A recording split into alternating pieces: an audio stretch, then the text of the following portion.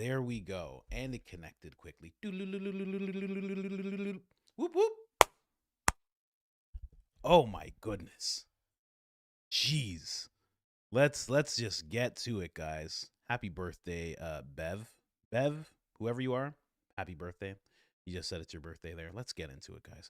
Now we are back to normal. Back to the normal program of OBS. My goodness. StreamYard took me for a ride, man.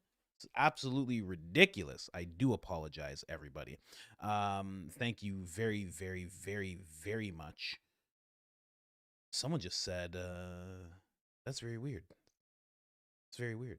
I think they're talking about the artist George Michael, but there's another George Michael that's actually very close to me. No, Siri, I'm not talking to you. Turn off. All things, stop watching me. All technology, stop glitching on me immediately. Sorry about that, guys. Sorry. I'm glad you guys are all here. You know, I'm sure this is going to damage the stream somewhat, but what can we do? What can we do, guys? Oh, man. Let's just jump right in. For those of you that don't know, maybe you guys are jumping in. You're like, why is he late? Blah, blah, blah. Well, let's just go here. I did not realize that StreamYard was doing one thing and this was doing another thing.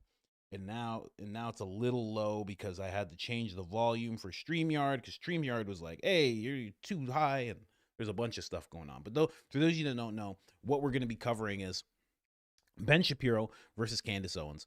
We're going to be talking a little bit about Candace Owens and what she had to say directly after the show. Battle bun mode activated, and it stays activated even after the show. So she was going in on a couple of things. Megyn Kelly is now evil and demonic as well, now that she and Candace have joined forces against Ben Shapiro, because Ben Shapiro is going at Megyn. And then Candace steps in and says, no, not today, Satan, not today. Then we have Candace going at Lori Frantzve in a very odd way. I hope I don't get barrened for bringing up Lori at all. And then we're going to get into the recap. Now, as I get into the recap of yesterday's episode, I do have someone that sent me some information about a photographer. And this photographer is connected to this lady who has these very wild eyes. And those wild eyes and that lady are connected to this modeling agency. And it turns out that this photographer works for this modeling agency. And this photographer took pictures of a certain young lady named Jillian. So, very odd. Unless there's multiple photographers that have taken pictures of Jillian that are connected to the wild-eyed Defense Department lady. You guys know Erica, obviously. It's all very, very weird. And Candace told us who that modeling agency is connected to. So it's all very odd. And then we're going to go through Club America and that whole announcement. I told you guys yesterday we would talk about that. And somebody from Arkansas actually contacted me, and they had something to say about this whole Club America thing. If you don't know what that is, we'll go over that when the time comes. And then there's just more weird connections to people involved in rush hour, you know, when you're just stuck in traffic, So more connections there. Just very, very weird stuff. Anyways, guys, let's jump right in. We're going to start again like we never left. We're going to start again like we never malfunctioned. You understand, guys? Someone thought I got a haircut because I wasn't wearing my hood yesterday when I was interviewing Mark. For those of you that don't know, we sat down with the Mark-splaining, the person who has worked with Candace for the longest time, helped her get to the #1 podcast in the world, one of the few people that she has. And it was a great conversation. He gave me some great advice. He told me some very interesting things, not about Candace, about other things. And yeah, he's a great guy. Expect to see him on the podcast again. And when I end up doing his podcast, I will let you know, because I would love to help his podcast grow in any way I could. Anyway, actually, for those of you that didn't know, we have named the actually character. He is Dr. Phil E. Delphia. Thank you very much, Dr. Phil E. Delphia. That is the name that we're going with. Okay, not a very flattering picture of me, but fine. That's what I look like. I feel like you edited a little bit, but that's fine. And, you got me in a bow tie there. That's, not really cool, but fine. I understand. It's the nerd persona. Fine. But thank you very much, Shorty Harris. Shorty Harris, thank you so much for doing that for me. I truly do appreciate it. We will be using this character quite a bit. Maybe I'll make some merch of this character. Candace Owens jumps in. She says, sorry, guys, I refuse to accept whatever Matrix software update where a man can be publicly offed and his legacy goes to the highest bidder. I will not allow Charlie's enemies to purchase him after in him like some afterlife market of sorts. I reject this. No. So Candace just came out and said that. Nobody provoked it. Nothing. She literally just did her show and she was like, you know what? Right before I start watching Baron and Baron goes live, I'm just going to say this. So you could tell that she had not let her hair down quite yet while she was typing these messages. So then also Brett Weinstein, like I told you guys before, for those of you that did not see it, Brett Weinstein was questioning the whole reason that the Emperor of Philadelphia, Setenbahu, Setenbahu, you guys have heard of Setenbahu, yes? The Emperor of Philadelphia, he said there should be some kind of investigation solely based on the fact that he was so quickly to say that he was completely innocent and that Philadelphia was innocent and that they had nothing to do with it. It was literally less than 30 minutes after Charlie passed away. I remember still being very upset because, I cried when the whole thing happened. I remember clearly being very upset and already seeing those things. And in my head, because I'm sad and it's like there's a whole bunch of mixed emotions, trying to find out if it's really true.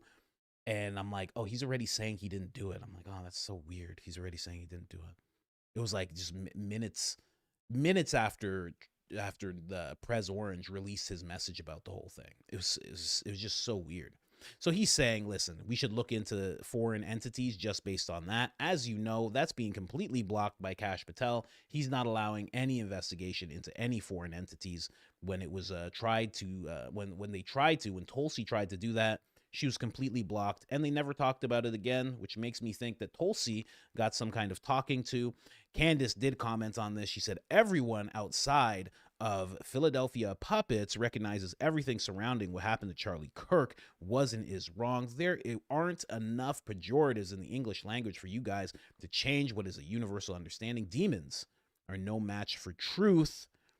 I like how she did that. Stick it to Graham. Oh, we're also going to be talking about Graham Allen really quick. I like talking about Graham. He's like Gary, but he has a little bit more spice on him. I think he might replace Gary as Curly in the Turning Point circles. I think he just might do it.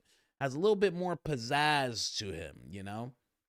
Probably because he's working directly with the DOD and he gets proper talking points. It seems like Gary's just like flying by the seat of his pants kind of thing. Anyway, let's get into the whole Megyn Kelly, Ben Shapiro thing. So right away, Ben Shapiro just shots fired. Listen, we're not going to listen to this, okay? If you want a breakdown of what Ben said about Megyn Kelly inside of this video, he basically just says, everything she's done, time after time, she has not defended Erica. It's just basically that. And he's basically calling Piers Morgan dumb and stupid and just all sorts of stuff. For someone that's super intelligent, his insults are very, very immature and very lame. It's very odd. They're either super like nerdy where he makes a whole video that says don't mess with tiny horses, weird tape video that he made, or it's like just like you're dumb. This is buffoonery. Like it's just nonsense. But he made sure to write this on top. He actually wrote this from his account. Megyn Kelly is a coward. Piers Morgan is a click W word, a click lady of the night, that Piers Morgan. None of this has anything to do with Philadelphia or Philadelphians, and criticism isn't censorship. So he's basically saying that they're playing the victim, right? Piers Morgan said, hey, come on my show and let's debate points. He said, I don't want to.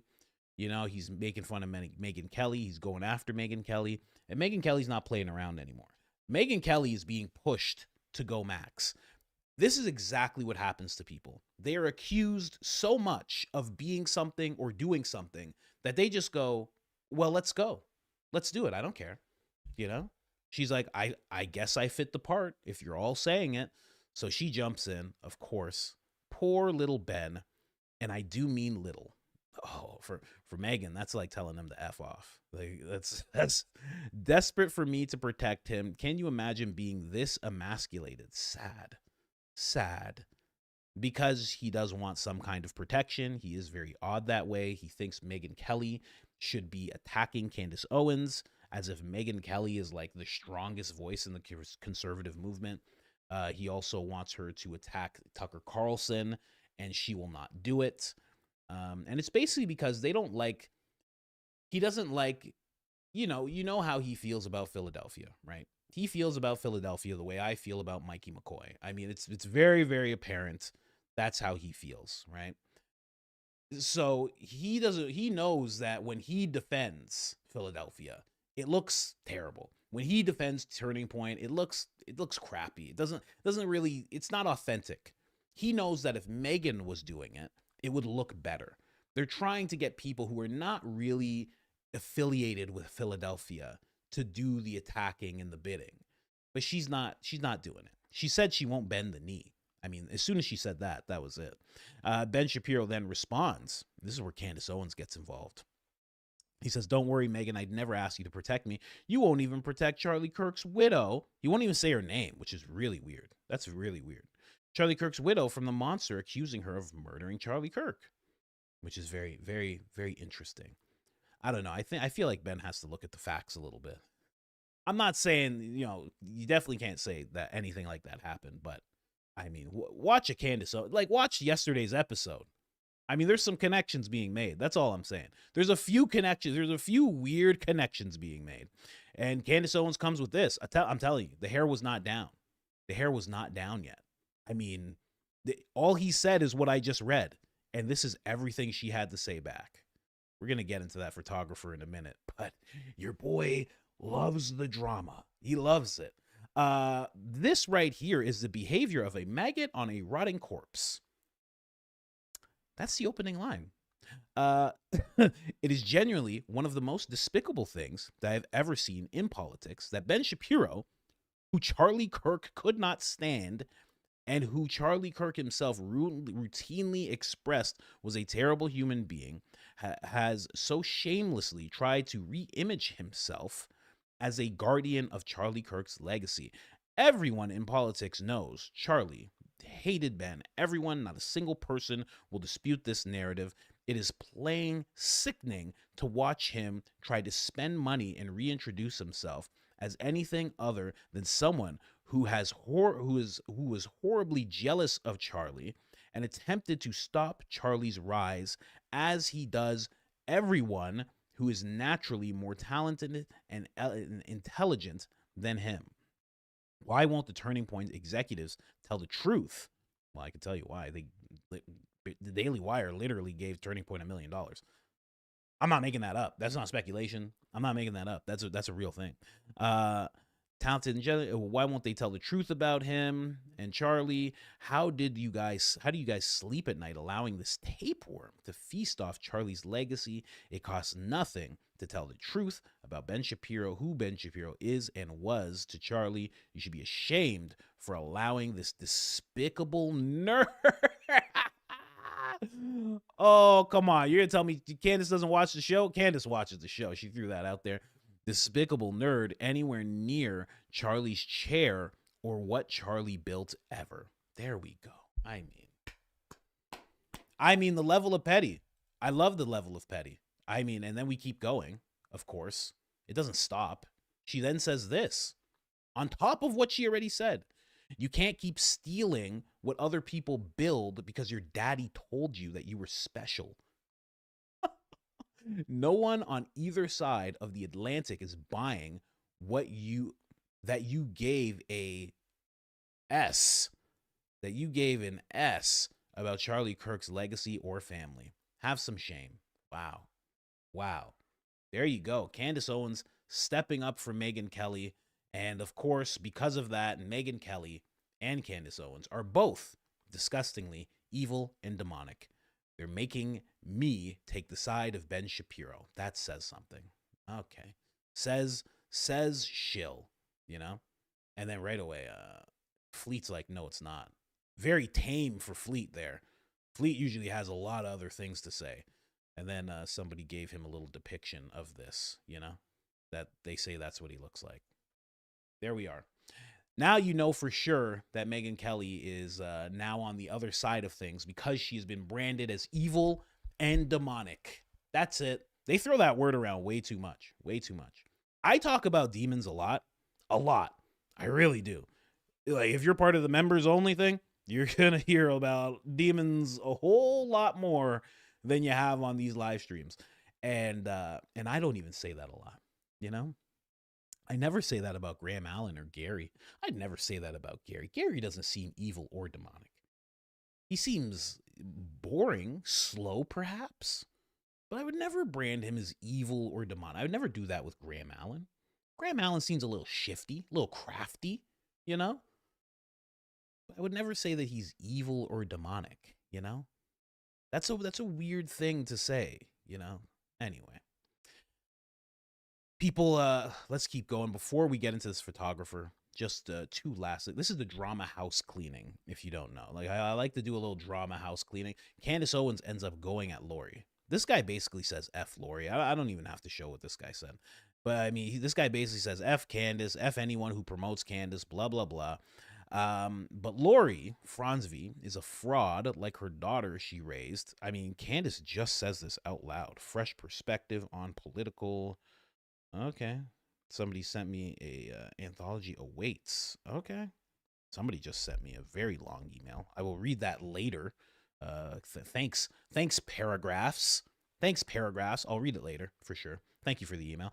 Lori Frantzve is a fraud, just like the daughter she raised. This woman even divorced her third husband only on paper because she wanted to achieve business contracts designated for independent females. That's amazing. If she really did that, that's pretty amazing. She's dead. Like I said, she's just like Kris Jenner. Just like Kris Jenner. Same type of lady. Larry, what is that? Gunta? I'll just say Gunta. And her are still together. He takes care of her. That was the person that was taking care of her. Or, sorry, that's the person that could have been taking care of her if Erica was at some fort in Tucson. If, of course. Every person who knows Lori describes her as vile and as someone who is willing to do anything for money and power. The curated videos of her in a wheelchair are likely directed by her. I mean, Candace saying this.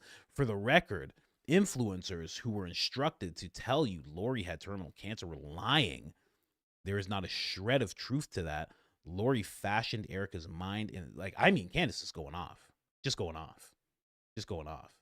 So then it's funny because somebody this is like Candace's number one rival. Like, this person really dislikes Candace, super dislikes Candace. Like, all they talk about is Candace. Like 160,000 tweets about Candace. It's just wild. It's crazy. But then the person's like, oh, you think she was lying? She's like, look at this. And then she goes on to show one of the curated videos that Candace is talking about.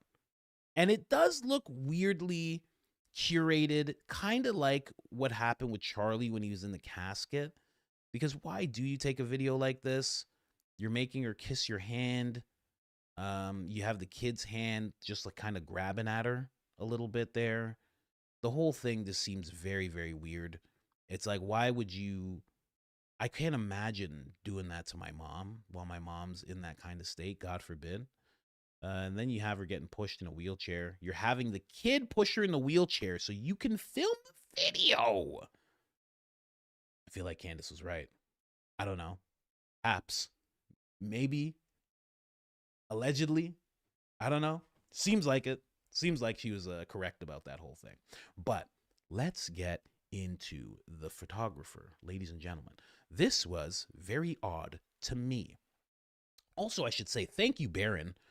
Baron called me while that whole kerfuffle was going on, that whole fiasco that I put you guys through.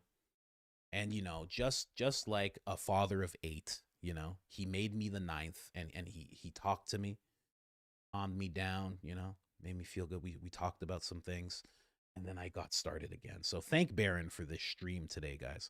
Because I might have just been like, you know what? That's it. I'm crawling under my couch right now. I'm done. But Baron talked me off the ledge. Talked me off the ledge there, guys. Told me some information about his live stream as well. I mean, what happened with his live stream? I know I touched on it a little bit when Mark was on. We touched on it a bit, but it's interesting. You know, here's the thing. I figured that what he was showing is something that he's shown before. Maybe not the exact same thing, but within the same realm of showing documents and what's on those documents. And, you know, if they're publicly available, it's not like he did some Mission Impossible, he's sliding down, he's doing the Catherine Zeta-Jones where his back is all arched and he's going under a laser. He didn't do that whole thing. So if it's publicly available, you'd think like it's completely okay. But it seems like people are getting a little close to things. And I say that because I don't know. I think I'm gonna get a little close. I'm not gonna show any documents. I'm gonna make sure not to show Jillian's face, although she is much older now. Yeah, but I am gonna get a little close here. I mean, that's what this is about. So let's get into the photographer here. So again, I don't know that this is the photographer that was being spoken about during the whole when Candace was discussing Jillian and she was discovering that there was photos set up and Miss Kirk, Miss America, she's like the new Captain America apparently. Captain America is what we can call her. Was setting up a photo shoot, told her not to be bloated, don't eat any salty food, etc., etc. I'm not sure this is the exact guy, but I feel like there's a hunch, and it's not even fully about him. It's more about Captain Miss America and Miss Arizona and this modeling agency. So let's just jump into here. So shout out to the person who sent me the photo. Now I don't know if Joe Alyssa is this exact photographer, but I did find this very odd, right? So there's Joe Alyssa, and he's a professional photographer, right? He has frequently, now usually when I'm researching this type of stuff, the direct thing that it does is say that there's no connection between these two people. It always does that, no matter what. This time, it didn't do that at all, which I found very weird. It says professional photographer who frequently collaborated with Miss America, right? The widow of Turning Point co-founder Charlie Kirk. So I was like, okay, that's interesting. So as of early 2026, professional relationship includes portraitures, Turning Point. So he often features Miss America in her capacity as CEO, the position she's assumed before her husband's passing, September 2025, advocacy and personal branding. His work documents her public appearances, including her receiving, I should say, I don't know why it says receipt, receiving of the Medal of Freedom on behalf of Charlie Kirk, October 2025, media projects, right? Just things like that. So it was kind of weird, and I was like, okay, well, like, whatever. And you can find different things where you'll see that they've actually worked together. So it's like, I don't know, let's see if this will actually pull up anything worthwhile here. So it's like stuff like this. He did all this. So you're wondering who's doing it. Sometimes we think it's Stacey Sheridan. Apparently, right, based on what this is saying, he's the one capturing. This is her with Dan Flood, if you can't tell there. So apparently, he is the one capturing all of this, which makes sense because I just saw Stacey Sheridan ahead of her. There's Stacey right there. So, okay, that makes sense. So apparently he's the one capturing all this. Obviously, she's doing a selfie here, so that's just her selfie. But he is the one making sure to capture all of this stuff. Okay, interesting, right? So I go on and I say, well, what modeling agencies does he work for? Okay. Again, I'm not going to say Joe did anything wrong. Can't say Joe did anything wrong. Joe seems like a great guy. I mean, let me just hold on. Let me make sure. I mean, a looker, this guy. I mean, this guy could compete with Mikey McCoy, this guy. I'm not saying anything Wrong about this guy. I mean, looks like Johnny Bravo hair with the James Dean face. I mean, go ahead, sir. I mean, geez, full head of hair on that guy.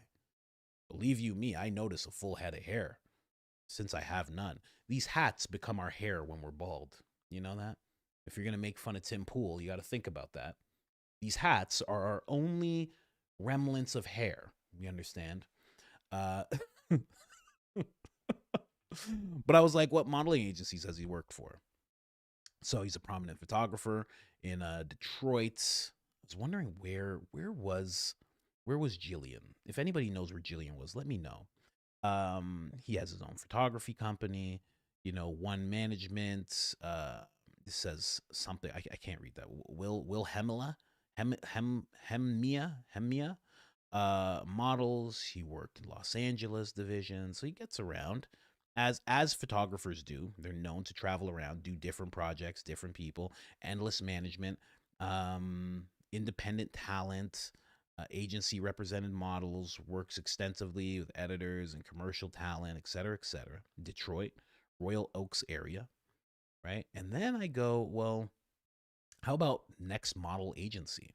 And then it says, yes, he has a clear professional working relationship history with Next Model Agency, especially across their LA and Miami divisions, talent collaborations, things of that nature. And I was like, oh, that's really, really weird. So he's connected to that exact same modeling agency that Erica's been connected to, right? And then Candace talked about J.E. being somebody who was around so much that it was impossible that they didn't cross paths. And then, again, I'm going to try and not show her face, but this is Jillian. Jillian is thanking him for the photo shoot. See you next Friday, right? That's the little camera emoji there. Signify, hey, we're doing photos together. This is around the same time that Erica said, don't eat the food, don't get bloated, no salty food. So, and again, to show, I'll go to the next picture here. And then the person sent me this. Again, thank you to Michelle, the Canadian girl. Appreciate you. So she was just making those connections there. Again, couldn't say that he did anything wrong. I'm going to refrain from showing you the pic.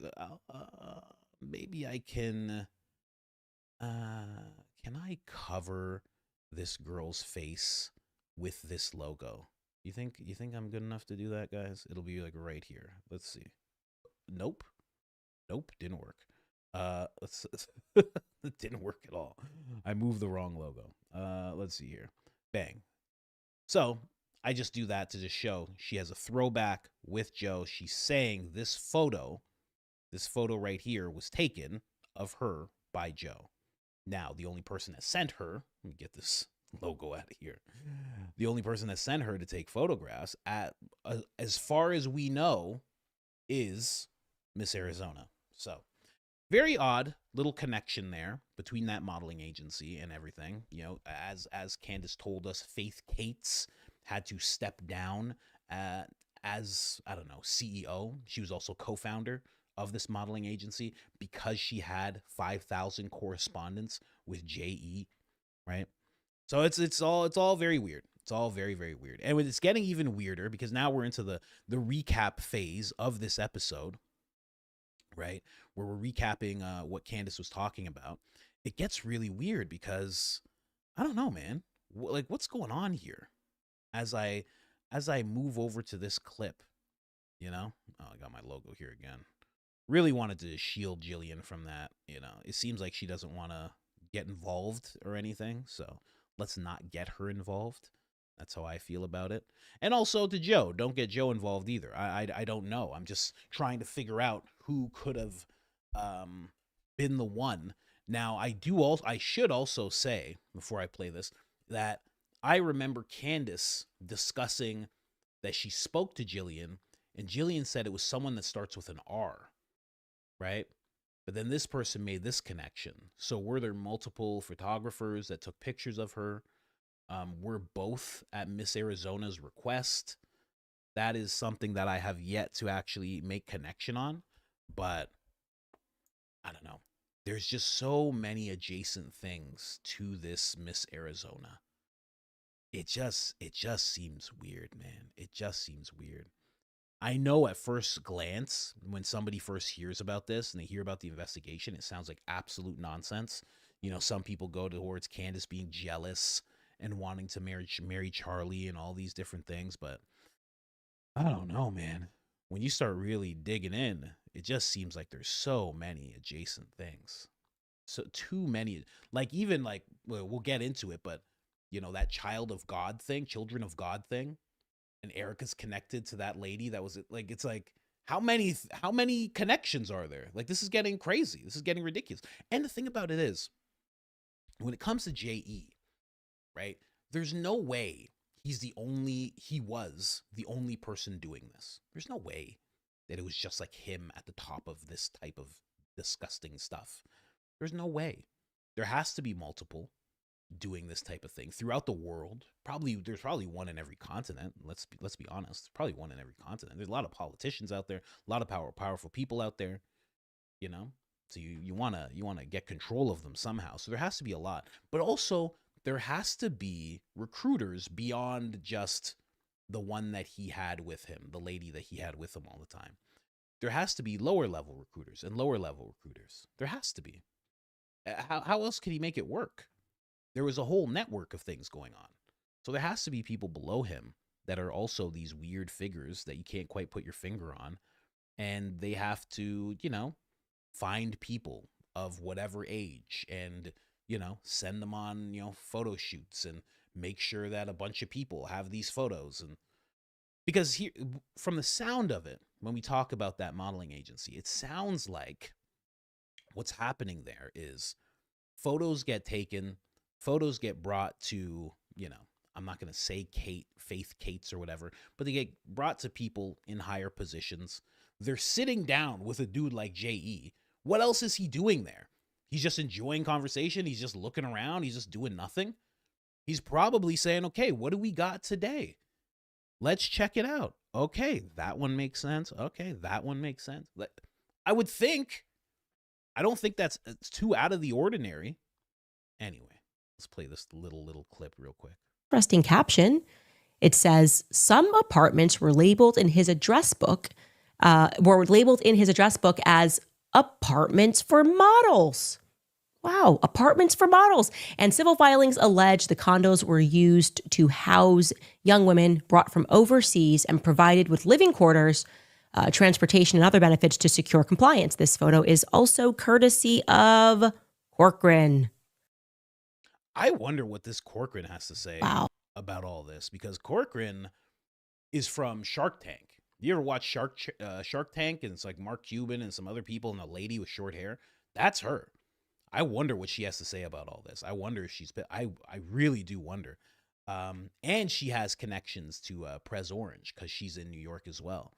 So she has deep connections to Prez Orange in that way through real estate and stuff like that. So like right there, when I'm showing you that clip, we're talking about housing for models. So we're talking about these photographers. We're talking about people at the top, right? Sitting with JE, literally. Then we're talking about people who come in who are helping these models get found so they can enter pageants or enter modeling. Then we're having these photographers take pictures of them. Seems like a little bit of a supply chain here that we're starting to uncover, or that Candace actually uncovered. I don't want any credit for it. I don't want to end up in the situation Barron was in a few days ago. Candace uncovered all this. I'm just talking about it. That's how we'll keep that for now. But yeah, it seems like there's some kind of supply chain being opened up. And also, the bringing up of JE's brother, Mark, and how she said he inherited all his wealth. I mean, you would think, hey, you should be a suspect just as much as your brother was, but you can't really put him on that. But if he did absorb all of JE's wealth, that is interesting. What else did he absorb? The houses, the power of attorneys over anybody who else possibly gave him power of attorney. Like, how much did he actually absorb? You know, obviously the least charitable thing we can say is like, you're your brother now. Hey, hands behind your back. You know, that's the least charitable thing you could say. You know, we don't want to go there because, you know, brothers are always different. You know, my brother's very different from me. Yeah, for the most part. One of them's actually just like me. I should have him on the show. He's actually exactly like me. But he has a Jamaican accent for some reason. Don't know how he did that, you know? And I just sound like a white guy. I sound like a straight up white guy. Like Dave Chappelle doing the newscaster impersonation, apparently. When Dave Chappelle used to wear whiteface, that's what some people say I sound like. Thanks. Appreciate it. And I'm doing broadcasting too. I should just do whiteface. You guys wouldn't have a problem with that, right? If I showed up in whiteface, blonde wig, you guys wouldn't have an issue with that, would you? If I do it, I'm not gonna announce it. I'm just gonna come through. Yeah. Who's JE? Come on, man. Dude, come on. Do simple math. Come on, man. Come on. Who's JE? Figure it out, bro. Come on. That's crazy talk. Anyway. Yeah, I should have my brother on. My brother, listen. When Candace like goes off, when Candace is talking about all sorts of things, you know, all sorts of Philadelphia things, my brother was saying that stuff to me, I don't know, 10 years ago? Maybe 15 years ago? Oh, yeah, he's telling me all about like Khazars and Khazarian, all sorts of stuff he was telling me about. Oh, yeah, he's like deep in it. I don't know if I could let him talk about all that stuff, but I mean, do we have 5,000 in the chat? I know Black Poppy. Yay! Someone said, check the video link in the comments. Absolutely not. Not me. You click it, Whitney. Whitney, you hear? You click that link. I'm not clicking links. I don't do it. Okay?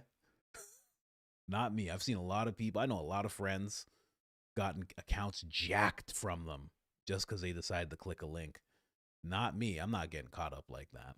I love you guys, but you know, can't trust random people throwing links out here. Yeah. See, somebody had to spell it out for you. Who's JE? Come on. Can I have a high IQ outfit as well, please? I guess you know. Your IQs are only as high as the person that you're watching, I guess. That's my fault. That's my fault there. Sorry. Oh, shout out to Whitney as well. Whitney, one of the mods. She was messaging me because she didn't want me to cuss or fart while I was on air. We do appreciate that very much. I did not cuss. I did not fart. So we're good there. Thank you guys for looking out the way you guys did. I really appreciate that. Let's move on. But, you know, it seems like there's a supply chain being uncovered here. I don't know where this leads to in regards to Charlie, right? I think, and I don't know where Candace is going to go with this, but I think what she is going to be suggesting or painting a picture for us of is that Charlie was speaking very heavily about JE. And Charlie was having Tucker Carlson speak very heavily about JE. I mean, this is the reason. This topic that we're covering right now, when we're talking about JE and emails and things like that, this is the exact topic that Charlie told Tucker to go max about. When he walks up to Tucker and Megyn and he says, go max, it is completely for that reason. And I think what's starting to form is that Charlie hounding the powers that be, the uppers who he helped so much, hounding them about JE was becoming too much. And that was part of the reason why he disappeared. And this also ties into Philadelphia. It ties into why the higher ups would speak about it. It ties into when Candace said that Prez Orange talked more about dispelling rumors that he was going bald than he did about what happened to Charlie. It ties into why Kash Patel is so has his claws into his honey soaked claws into into the Tyler Robinson narrative, it kind of explains a lot as you start to unfold it. And this is not where we were when this investigation first happened. We were just in the timeline of things, leaving the pro-Philadelphia cause, the group text message, the timeline of podcasts, Charlie saying that there are people questioning his moral character. He's getting text messages, then him saying that he thinks people are going to off him. We were all concentrated there. But as you start to concentrate on J.E. with this whole case and Miss Arizona, something else begins to form. And I don't know what it is, but it seems very dark. So the chat is just going nuts right now. Jeez, guys. You guys are right. Subscribe to the Clip channel. Of course, subscribe to the Clip channel. My mic is a little low. I'll touch it just a touch. I'm not touching it anymore. Someone said, oh, Ricky, you farted once? Hey, it's okay, Ricky. Don't worry about it. When you send me a super chat, you can fart all you want. No, nobody will know, Now that you told us, we know, but other than that. Oh, and then we got to get into Club America. So this was very interesting as well. Now, for those of you that don't know, the announcement that was made when these two met up, the partnership in Arkansas, is that there is going to be a Club America in every high school statewide. That is what they are doing. Now, this seems bad, especially as I just went through everything I went through. And then I say, hey, and also, they're going to be in every high school. That seems bad. I understand, guys, but nobody was buying this. I don't even have to. I'm not even going to play the audio. Nobody was just buying all of this that was going on. Nobody was buying it. Everybody was like, nah, I don't buy what's happening here.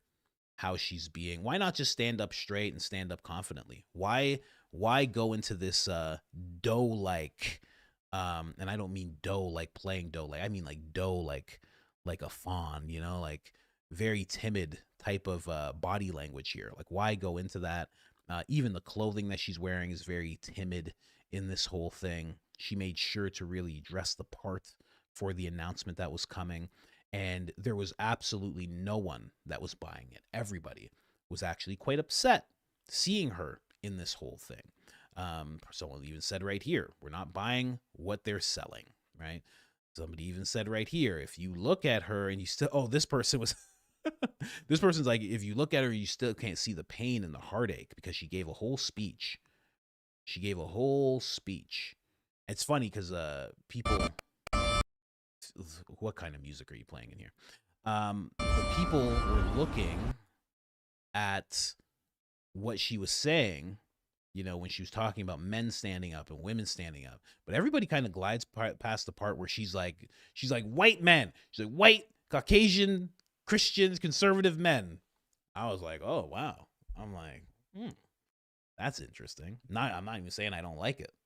It was just, I didn't expect to hear that from her because she's trying to toe the line so narrowly. She doesn't want to divert at all and be seen as anything other than just, a God-fearing, lovely lady who's still grieving. So it was interesting to hear her actually say that.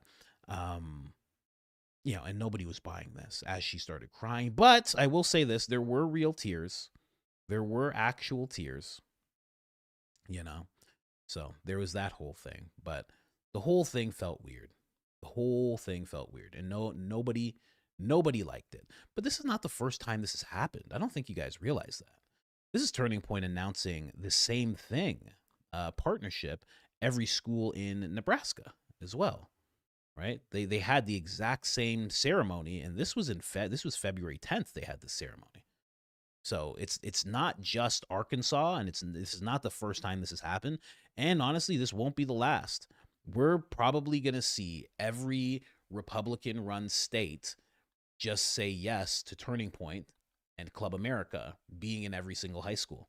They're just going to say yes to it. Now, this is kind of odd. This is what I find odd about Club America, because Club America is basically just Turning Point. It's like Turning Point's junior division. That's what Club America basically is.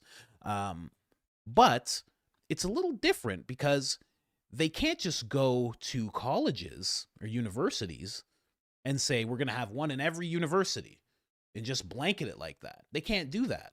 The universities actually have to have somebody who comes and says, I would like to start a chapter. How do I do that? And then they help them. They give them resources, and they kind of tutor them along on how to start a whole chapter and what that looks like and events and everything. But for some reason, when it comes to high schools, they're kind of just allowed to do it. I found that very weird, that they're just allowed to do that with high schools. They're just like, it's going to be in every single one. Who's going to run these? Have you found the kid that's going to run every single one, every single high school? The person that's going to be the head of the chapter? So it's a really weird announcement to me. So just in case you didn't know, Club America is a high school program of Turning Point USA, a conservative nonprofit organization founded by Charlie Kirk, et cetera, et cetera. American values, free markets, limited government, constitutional rights, activism, through activism, leadership, training, civil engagement, et cetera, et cetera. Now, like I said, this is the exact same thing as when you see one of those teachers with like blue hair and spacers in, and they have all these rainbow flags, and they're like, hey, look, you're going to pledge allegiance to this flag. I think this is the same type of stuff. Even though I agree with this stuff, I agree with free markets, I agree with American values, I agree with a lot of stuff that they say Turning Point stands for, or what I will say was Charlie did stand for before he passed away. I don't think it should just be pushed in the schools like that, right? The same way I don't like when I see a teacher, with the blue hair and the spacers and all the wildness, and they're like, I don't know, I'm trying to explain to the kids why I don't go by him. It's very hard. I'm not sure what to do here. They're wearing cat ears, and they're in their 30s. I don't like seeing that, but I don't like seeing this the same way. It's very weird to me. Those type of teachers catching strays for no reason. I didn't have to do that voice. I could have just done a lady voice, but I was like, nah, I'm gonna do one of those voices. So one thing that was sent to me, can I actually show this to you guys? I think I can. Let's make sure this is good looking here. Let me just switch over here. So somebody sent me this. And if you send me some information, I think I'm going to do this from now on. I'm going to take a screenshot of what you send me, right? Especially this. This is like somebody's, it's not even just opinion. She's from Arkansas. This is what she's talking about. This is what a lot of people have a problem with in Arkansas. This is why you saw some of the protests. It's not just that people don't like it, or people don't like Turning Point, or people don't like Miss Arizona. It's not just that. It's there's a whole other level to it that this person put me onto. I won't use her name, but she emailed this to me. She said, I'm from Arkansas. Erica Kirk came here to put Turning Point in every single schools, which is fine. That part that is due, the part that is due evil is that she isn't doing it for free. Our schools are one of the poorest in the nation. This will be funded by taxpayers. Okay? She goes on to say, Charlie would never take money from taxpayers. Well, yeah, unless it was donations, but Charlie definitely wouldn't force it, that's for sure. Only the devil would come and charge a poor education system for a club at school when they have Christian and political clubs at school already for free. So that's one of the reasons you're seeing people who are in Arkansas. And thank you for that message, by the way. That's one of the reasons you're seeing people in Arkansas being a little upset about this whole thing. Because, it's one of those things. It's like in the previous admin when New Yorkers were like, oh, everything is terrible. And, it's living wage is terrible. Like, it's so hard for us to get by here. And then the mayor was like, I'm putting $53 million towards illegal immigrants. And they're like, what? You said you didn't have any money. And he's like, well, I didn't until all these people came here who could possibly vote. And now I have $53 million for a pilot program. And New Yorkers were outraged with this. New Yorkers were like, what are you talking about? You know, this is the same. New Yorkers were told, hey, possibly you should consider opening up your houses to these people, and we could possibly pay you some rent, and that will help you supplement your rent costs. I'm not kidding. They also suggested in New York, hey, listen, maybe you should consider not eating meat anymore because it's so expensive, and that'll help supplement some of your grocery costs. And New Yorkers were like, oh, this is crazy. You know? So it's like the same type of thing. They don't really have money in their education system. Then all of a sudden Turning Point comes by, you know, they're throwing hats. They didn't even throw any hats. I have to say, Erica did not throw one hat. What is this? She didn't throw any hats. There was no hats being thrown in this whole thing. Not one. I didn't even realize that. There was barely any glitter, just a little bit of glitter. She's like, got to be conservative with the glitter this time. Just putting it in her hands. Be conservative with the glitter this time, guys. Can we light any pyrotechnics in this school? You know, there's a lot of kids here. We should probably shouldn't do that. I just want to light one M80. 5? We have 5 M80s. Can I just light 5 M80s? That'll be really dangerous. I don't think we can do that. We would have to get permission slips from the kids. You're already here, you know. I will also add to this, you know. I guess that's the clip, Lance. But I will also add to this that Dee Dee from Dee Dee has a podcast. I talked about this briefly because someone brought it up in the live stream with Mark, but that was a 4-hour live stream. Those of you that hung in with us, hold on a second. What's going on here? Agree that's... Hold up. My understanding is that's been filed. We've agreed on the redactions, and so that should be taken care of. Thank you. Thank you, Mr. Ballard. Can I pause this? I can. Okay. So there's a court hearing going on right now for Tyler Robinson. We're going to jump in there in a second. Hold on. But let me just bring up Dee Dee as a podcast because I thought he got done a little wrong in this whole thing. I think he brings it up. There it is. This is a 58-minute. Come on. I saw a short with him talking about it. But for those of you that don't know, this is Dee Dee. And Dee Dee went to go see Erica Kirk. All right, let's get a better shot of Dee Dee here. Look at the camera. There we go. That's Dee Dee. So Dee Dee here went to go see, because he's in Arkansas, right? So he went to go see Erica Kirk speak because he wanted to see what it was all about. He wanted to find out about the announcement like everybody else. And he figured, since I live here and I can go as a citizen, as a resident here, I can just kind of walk in, check it out, because it's open to the public. He thought he would just kind of walk in and that would be it. And apparently, as he was trying to enter, someone that possibly worked for Turning Point, he didn't specify who it was because I don't think he actually knew, but somebody stops him as he's walking up. I think he said about 15 feet away from like walking in. So Dee Dee's watching everybody walk in, right? And apparently they go, "Can we have your ID?" And Dee Dee goes, "Huh, that's weird. Why do you want my ID?" And they're like, "Well, you know, we have to know who's coming in here, et cetera, et cetera." And Dee Dee's watching people walk in that are not giving their ID to anybody. They're just walking in. They're just going in by the threes. They're just all walking in, you know? And, you know, expecting glitter and hats and all sorts of fun things. Maybe a bracelet. They're expecting all sorts of fun things. Maybe a detonator or something. Every 7 hats we throw out might have a detonator inside of it, ladies and gentlemen. Stay diligent. So Dee Dee's like, "Okay, I guess I'll give you my ID." He's like, "I don't really realize why I have to."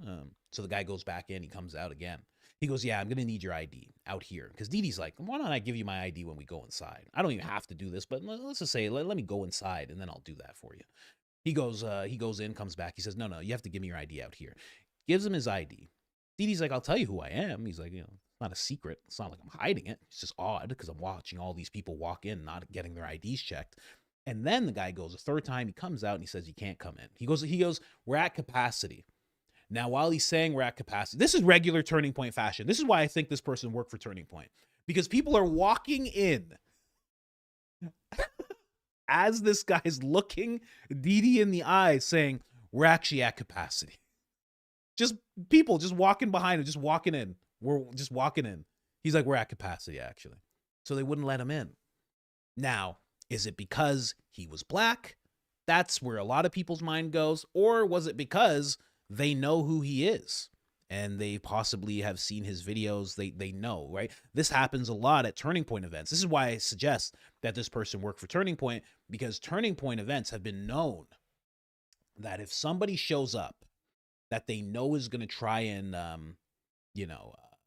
go at Charlie, debate Charlie in a more negative way, maybe rabble-rouse a little bit, they've been known to stop those people in their tracks and say, you have to go. They'll get security. They'll be like, no explanation as to why. You have to leave. They've been known to do that quite a bit. I've seen them do that, honestly, dozens of times at their events. And it's usually somebody who is conservative, but they're kind of America only types and, that type of thing. So maybe Didi falls into this category and that's why they got rid of him. No one actually knows. No one actually fully knows because he never got an explanation. But that was another thing that developed around that whole Arkansas thing. So they are watching. They are watching very, very closely, I think. That's what I think. I think they're, I said with Barron, I was like, man, you had a toe-to-toe with Blake. Blake calls you despicable, and then the exact same night, something happens to your stream. It's like, I don't know, man. I don't know. I don't just think it's because of what he showed. I think it's because you had the toe-to-toe with Blake. And I think that put him on a radar. That's why the day before, I was saying to everybody that you may not want to tag everybody at Turning Point every time he posts something. That you may not want to do that. And people were like, what do you mean? What do you mean? I've been discussing censorship and suppression for 10 years. I know what happens. Just saying. Yeah, do what you want, do what you feel, but happens from time to time. Is there 6,000 people in the chat right now? I know. I know black puppy. I know black. Nunca, nunca. No black. Nunca, nunca. No black. Nunca, nunca. I know black puppy. No black. Nunca, nunca. No black. Nunca, nunca. No black. Nunca. I so want to learn how to dance like that. I so want to just learn it, man. Can't wait. The wife was giving out memberships because of the debacle. I deserve it, So she's like, screw it. Throw $100 into the chat. Throw $100 into the chat. That's the clip, Lance. Let's keep going. Anyway, so that was the whole thing with the America Club, and nobody's buying it. Everybody thinks it is very weird, it is very off, and even the taxpayers are upset with the whole thing. So, moving on in this whole thing. Now, this recording about the Romanian stuff. Let me see here if I can just get right on that recording that Candace gave us. Also, to just get into briefly as I'm finding this clip, to hear what Candace showed everybody in regards to Charlie Kirk raises so many questions, right? Because there's no exit. People have been saying that is for sure an exit, but you're not seeing an entry in the back. So it's hard to say that's an exit, although many high level operators and professionals have said that is an exit, right? Then she shows us that other picture in the back of the SUV. We'll talk about it. Hold on. Let's jump over here first. But I just thought that was wild that she actually showed that. All right, let's listen to this. In 2018. Mm-hmm. And for the past, I want to say 8 to 9 months, maybe even 10, the woman that is the boots on the ground in Romania for United Hands Romania Association, the head of that lives in Ohio. she has all of these backpacks and back to school supplies and all of these different things for the kids that she wants to send over there. And our contact, who was at the base in Constancia, is no longer there. And the people who are there don't trust her because they don't have a connection to her. And so I have literally been praying to figure out how to get a hold of someone at that base to be able to be like, hey, we're going to be shipping in. Because I use a different shipping company to get there. I never use the militaries. The kids don't trust an adult woman to give them presents? Again, that flagged me as very odd. Children not trusting a woman, so much so that they don't want to accept gifts from her. Nope. Been around, have 4 kids, have a lot of toddlers around. It's not right. I've heard of shy kids that need to warm up to strangers, right? But what Erica is describing there is a woman that has been involved with the organization for over a decade. She's been involved with this orphanage for over a decade. That signals to me that the kids know something about her. There's a reason they don't trust her, even when she is holding gifts. That was my gut instinct. So I went to investigate who that woman was and was gratefully sent an article by Romanians. Thank you guys so much for the work that you've done here. This article was published in 2017. And I'll show you first and foremost that Erica discusses her partnership. The woman's name is Renee Crossman. Okay. She thanks her in this article. The quote reads, "We have formed a partnership with the Antonio Placement Center in Constanta. And as we promised, we are doing everything possible to take this friendship further for the benefit of Romanian children. We fell in love with these children and with the idea of repeated help over time. So we included this action in our list of international initiatives. I am happy to collaborate with the United Hands Romania Association and Renee Crossman, the president of this organization, but also with the representatives of the Antonio Placement Center." Okay. She says, "Truly thank you to the many Romanians who sent," I'm sorry, that's me. So like I said, you guys, thank you very much for sending me all of those articles. And it allowed me to look further into this Renee Crossman and what her background is, and a clue as to why maybe the children don't trust her. Vulnerable children don't.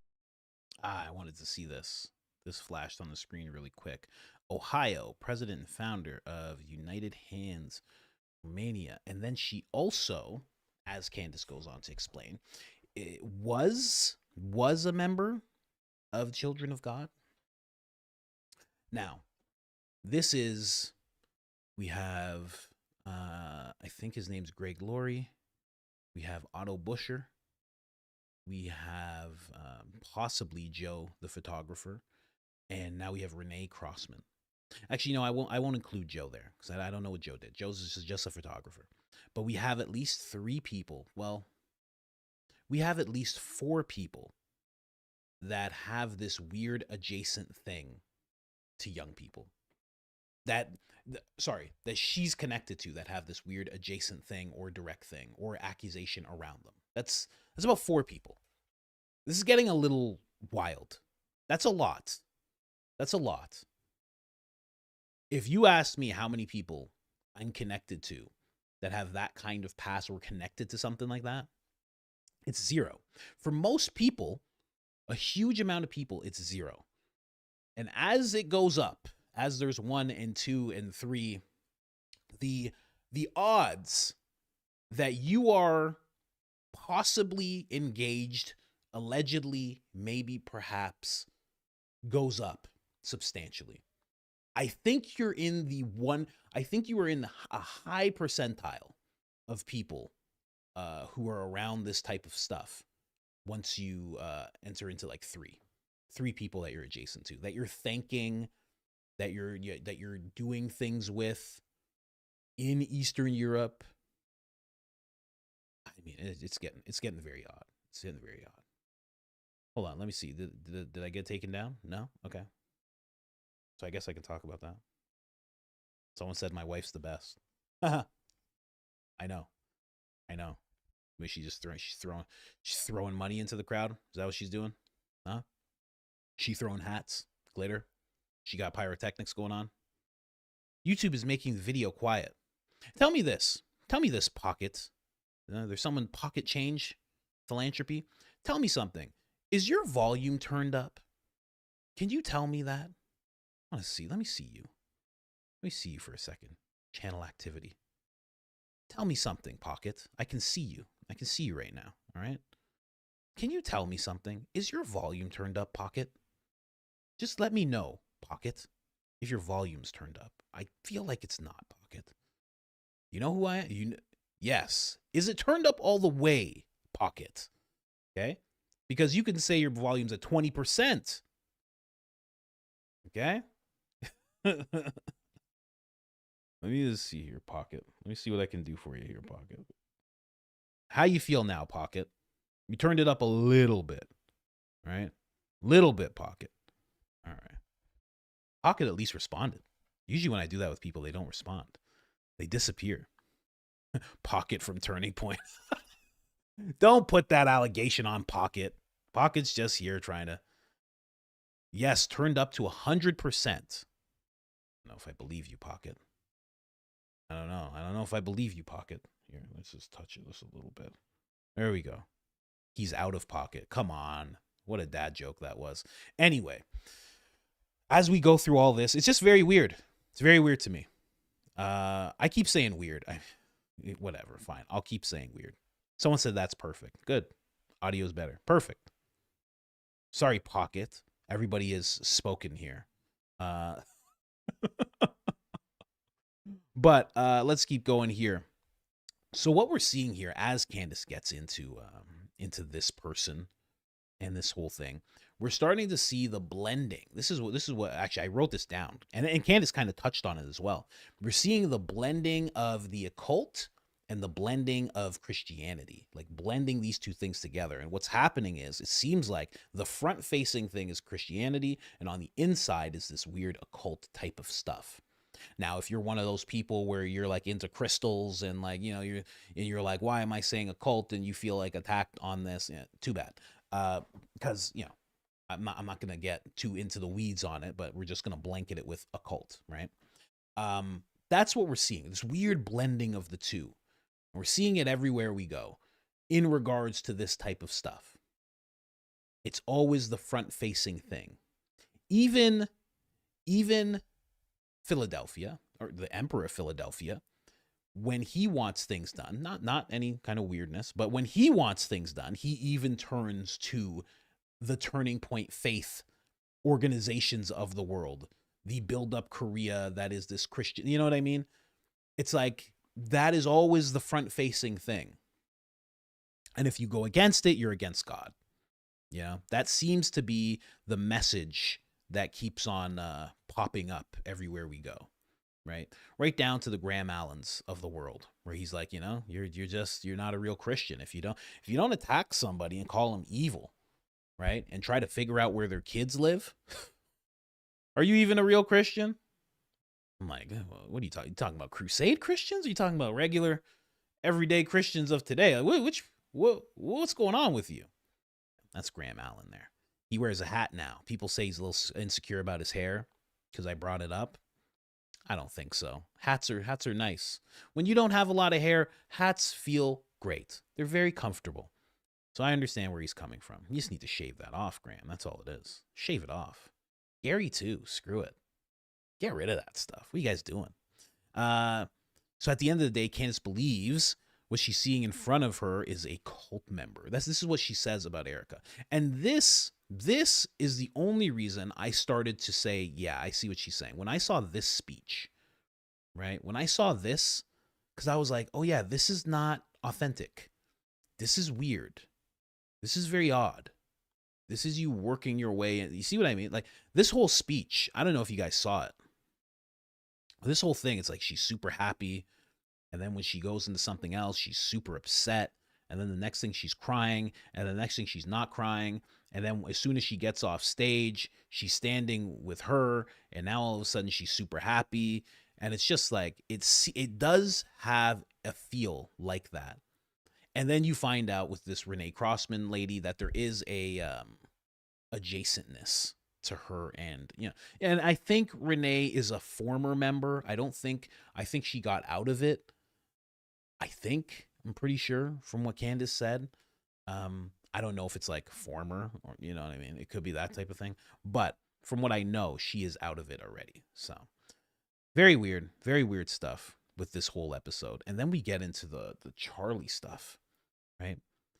Discuss what's going on with Turning Point. Candace begins to discuss what's going on with Turning Point and the remaining footage of Charlie.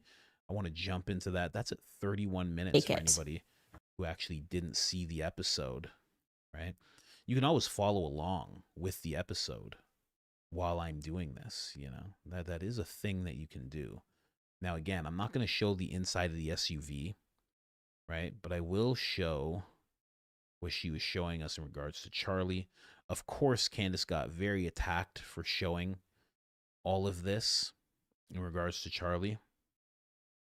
I got to be honest, you know, I'll show it before. This is like when he's not shot. But you're basically seeing the same thing the whole way through. Like, you see nothing here at all. And you just think you would. You just think you would see something. Like, right around here, I guess, because that's where it was. Oh, you're not seeing my cursor here. Right around here, you think you'd see something. But you don't see anything. It's very odd, right? And then you go to the SUV, and she starts talking about the black plastic-looking shards that are everywhere, right? Along with mints. I'm not making that up. Okay? Again, give you a quick timestamp here. Quick timestamp. 31 minutes, 33 seconds. No, I didn't do that on purpose. It was the first thing that popped up. I'm sorry. But you see that there's actually mints on the ground. There's mints everywhere. There's more mints than there are gauze, which in my opinion is definitely a marker that Brian Harpole was in the building. When there are more mints than gauze while they're dealing with something that Charlie Kirk had going on around his neck, that's how you know Brian Harpole was getting down to business. You know, they didn't take those trauma bags from the EMTs that were on location. Brian's like, I got this, y'all. Move on back. Hold me. I'm falling out of the car. Hold me, Rick. Huh. Okay, I got this. Huh. Huh. Huh. Surgeon never tells the story. I got there. I got into the room. There was 12 mints. I used them like gauze. Is that a problem? That's what we do. That's what we always done. Integrity Security Solutions, that's what we've always done. Is there some kind of problem? Do you have some kind of problem with what I've done here? You can't put mints on someone's wound. I beg to differ. We've been doing it this way for years. Can you guys tell them? We all got these tattoos of mints, you understand? We've been doing it this way for the longest time. Is there some kind of issue? I don't understand. You should be arrested, sir. This is crazy. This guy's crazy. Can someone get Chrissy in here? No, you're going to talk to Chrissy. Can someone get Chrissy in here, please? Get her husband in here. He's an angel. They got kids named Angel. Don't bring the kids in, though. They can't see this stuff. Huh? This guy has a problem with the mints. I don't know. One God is what Candace shows us in that picture. That is very messed up, because if there was more, you think they would be scattered everywhere. And we can't use the excuse that they were, just everywhere, because they wouldn't be in the front seat, because it would be Brian and Rick. Rick is holding Brian. This is what Brian says. This is what Frank Turek, I believe, said, because Charlie's feet are hanging out. Rick is holding Brian, or vice versa. So Brian is being held by Rick to make sure he doesn't fall out of the car because the door is open. Brian is the one handling business. So that means you'd be opening them, throwing them, opening them, throwing them. They wouldn't be in the back where Frank was. They wouldn't be in the front where whoever was. We don't even know who was in the front, really. They would be all where Charlie was, which was in that center row of seats, spread across both, which is why we see bloodstains on both seats. So it means he didn't use that much. I don't know, man. I don't know. But I mean, it raises questions. And also what I noticed is Candace brings up John Bray. Now, like I've said before, and anybody who knows John Bray, they know that he has been doing extensive work. Let me pull up John Bray. deserves a little bit of a shout out. He has been laser focused on the possibility of the microphone being involved. He's been very laser focused on this. I follow John. He should be like the first thing that pops up. There it is. So John has been focusing on this for a while. I mean, he's been doing everything that you can possibly do. I mean, full spectrum analyst for anybody who wants the data, spectrogram, PDS, PSD, comparisons, per impact measurements, all source, all open source. So he's even showing all sorts of stuff that you can look into yourself. Follow the Pic Center. Oh, sorry, follow the epicenter.com. That's what he's talking about here. So he's just been doing extensive work. And I found it very interesting when Candace mentioned him. He's going over the hertz. I mean, this guy, almost from day one, as soon as the microphone came into question, this guy's been going really, really deep into it all, right? So, even this. Let's see this. Is there any volume to this? Let me just read out what he's saying. So he's talking about the rifle shot. They tested the rifle shot, the physics. Let me see. The physics. Oh, wow. So yeah, even this, he's like dispelling the rifle shot here with this like small video. He's making it very bite-sized. He's making it very easy for people to consume. 142 yards. We tested that. Let me slow it down a bit just so you guys can actually see it. Again, just a little shout out to John. I think he's doing great work, right? So they say there was, of course, the Mauser from 142 yards away. So they tested that. I know it's going a little slow, but I want it to go a little slow so you can really see what's going on here. 6 cameras, right? The physics. Light arrives instantly. Sound travels at 343. The time lapse tells you the distance, 142 yards, 130 meters. This would be the expected audio delay. So that's seconds, milliseconds, sorry. We measured 11 times too short. 5 cameras, 5 distances. So he's not just somebody who's into the microphone and then he's just like kind of blanking everything else out. I notice a lot of people do that in their theories. He's going towards the other theory. He's going towards what the official narrative is. So he's been looking deeply into, and he has it more written here, right? But I don't want to get too off into it, but he's doing a lot of great work. I noticed Candace mentions him, right? She mentions him very, very briefly in this whole thing, which is odd. She shows the footage. And my question was, did she just suggest that the microphone theory is correct when mentioning John Bray? Because she just kind of brings it up. She talks about the plastic. She understands that she sees the plastic. She understands that you don't see any type of exit whatsoever. So she doesn't exactly embrace that there was a shot that went off. It's not even what she's really analyzing as she's showing you that entire clip. It really made me wonder, like, what is she really getting at here? Now, that's neither here nor there. That was just something that came to mind with me. Again, for anybody who doesn't know, if you're on X, you don't know John Bray, you're going to look into his work and it's going to completely flip everything that you've thought about this entire thing.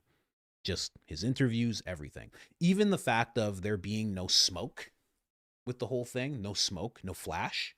He even breaks down why that's possible. He breaks down how certain batteries operate, how certain batteries don't, how certain batteries have a smoke that would happen if they did, and how certain batteries wouldn't.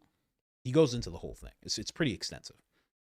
But that was one thing I saw that Candace brought up that really made me start thinking. Another thing that she brought up randomly, let's just get a shot of Candace here. Another thing that she brought up was the guy jumping over the table. Now, one thing that she says about the guy over the table that I disagree with is that she's saying, does he grab anything? She's saying he does not grab anything as he's sliding over the table. Again, in case anybody doesn't know what I'm talking about here, let me just get you a timestamp. Just so we can, and I'll show it to you too. Like, why not? So she's talking about this gentleman here. So this gentleman jumps. People are saying that he grabs something, right? She's saying that, as you can see, he grabs nothing. And then she says, this is a conspiracy you can put to bed. Now, the fact that he didn't grab anything, yes, that is something you can put to bed. But when you see it from the other angles, he is involved in the passing off of something. There's something that goes from him to Brian to someone else runs off with something. There's like 4 different passes within 5-6 seconds. It's like that guy, as soon as his feet hit the ground, they just start passing something around and then they're gone. I've made videos about it. They were some of the first videos I made on the whole investigation because it stood out so much.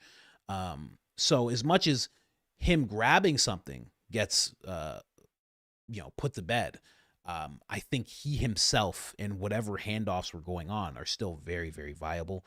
Very much something that people need to look into. Brian Harpole said it was mints.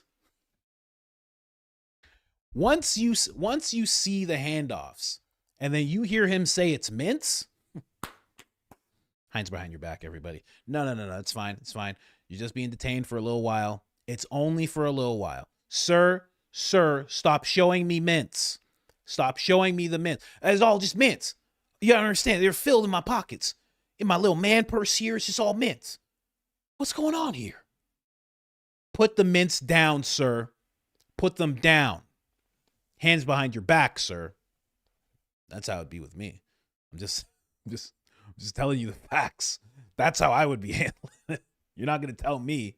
You're not going to tell me that you were passing around mints. Can I find this video? If I can find it quick, I'm going to show it to you guys. I don't even know what to say. I'll just say Charlie Kirk handoffs. That's all I'll say. Let's see. I know someone named Hustle B.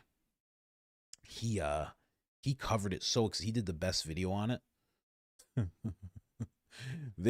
Listen, anybody who likes the mint jokes that we do, oh man, I just lost it. Where is it? Anyone that likes the mint jokes that we do, this photo right here, this is it. This is what did it all, guys. This is it. Thanks so much for the mints. That's a big mint. You go back here. That's a big old mint.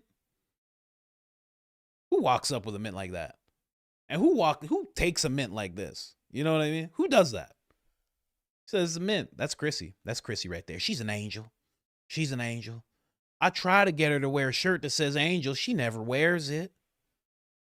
But I love her so. Husband's name's Angel as well. He's a looker. Right? That's where it all started. And another thing when it comes to the whole mint thing, I know it's fun, the mint thing, but it's like, when do you get a mint and you put it in your pocket? For what? I don't understand. Like, what are you waiting for? Like, if you want a mint, as soon as you get it, you're like, all right, let me open this thing. Right? I don't know, man. You put it in your pocket. This is for after. I got a garlic sandwich in my backpack. After I have my garlic sandwich in my backpack, I'm going to take this mint. I'm going to devour it. You understand? You have a garlic sandwich? Yes. It's just cloves of garlic in between 2 pieces of bread. It's delicious. You're going to need more than 1 mint. Oh, you have no idea. Chrissy gives the best mints. You know?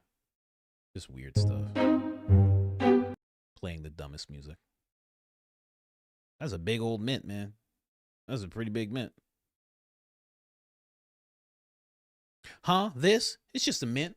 Oh, it's just mints. Beep, beep, beep, beep. Huh? What? No, it's just a beep, beep, beep, beep. It's just a mint. It's just a mint. Don't even worry about it. Don't even worry about it. Your mints are beeping, sir. Your mints okay? I think they're fine. Wow, what's going on? Anyway, I can't find the video if you can't. Oh, yes, I can. Never mind. Let me slow it down for you guys. There it is. So again, what Candace is saying, is true. You can put one to bed, but you can't put the other to bed, right? And this is why she's talking about that, because people really did focus in on this dude. Even here, this is like 1 minute and 30 seconds. So there was speculation. Let me just move this here. There was speculation that he grabbed something, but like Candace said, she showed the other view. He didn't grab anything, right? So there's nothing he grabbed there, but there's something that goes on there with that guy. That's Dan Flood handing that guy something. Again, you don't know what it is, but this guy, he's cramming something into his pocket. And now his hand's here, as you can see. Right? And now there's something that he has that he does pass off. Now, he doesn't grab anything. Candace is correct. But there is something that was in his back pocket that he made sure to give to Rick. And this is Rick. This is the brown shirt man that everybody focuses on. And then they're down there doing what they're doing. So Candace is right. That one thing about him grabbing something is put to bed. But, I mean, the whole series of actions just within that are still very, very sus. Very, very sus. Let's keep going here. And then we just get into, Charlie Kirk loved Thomas Massey. Turning Point saying he didn't love Thomas Massey. Even Thomas Massey had this to say about it. I mean, it's getting... I'm telling you, man, they should stop doing the Charlie Kirk show. And I'm not saying that out of jealousy or anything like that. It has nothing to do with that at all. It's just they're not doing the best job of preserving what he was about on this show. Honestly, they're just not. So even Thomas Massey posted this. Candace showed this. Developments from last week's negotiations is the new church committee. And one of the members of that new church committee is one of my favorite members of Congress. He loves the Constitution. He loves liberty. He's honest and he's tough, and he's going to really go after the intel agencies. It's Thomas Massey. So there you go. Even Thomas Massey, he even tagged Turning Point because he was like, "Hey guys, like you're saying Charlie didn't like me, but he did. I was one of his favorites. Probably the favorite. I couldn't see who Charlie would like more, than Thomas Massey. So, it's getting so bad. They even, like Candace even pointed out, they got community noted because people had the video. It's like the videos of Charlie still exist, You can't just sit back and say and keep going, well, we were friends with him, so we know. They keep on trying to play this role where it's like, I was closest, so what I say about him is real, and what you say about him is not. And what he says about himself is also to be discounted. And you're just like, Blake, come on. Come on, Blake. That doesn't make any sense. And he's just like, no. Whatever Charlie says about himself before he passed away is null and void. What I say about him is the only thing that makes sense. That's it. And then he just Blakes everywhere, and then Andrew has to clean it up, It's ridiculous. It's getting very, very ridiculous. So that was a sad thing that happened. I don't even think that's a funny thing. I think that's sad.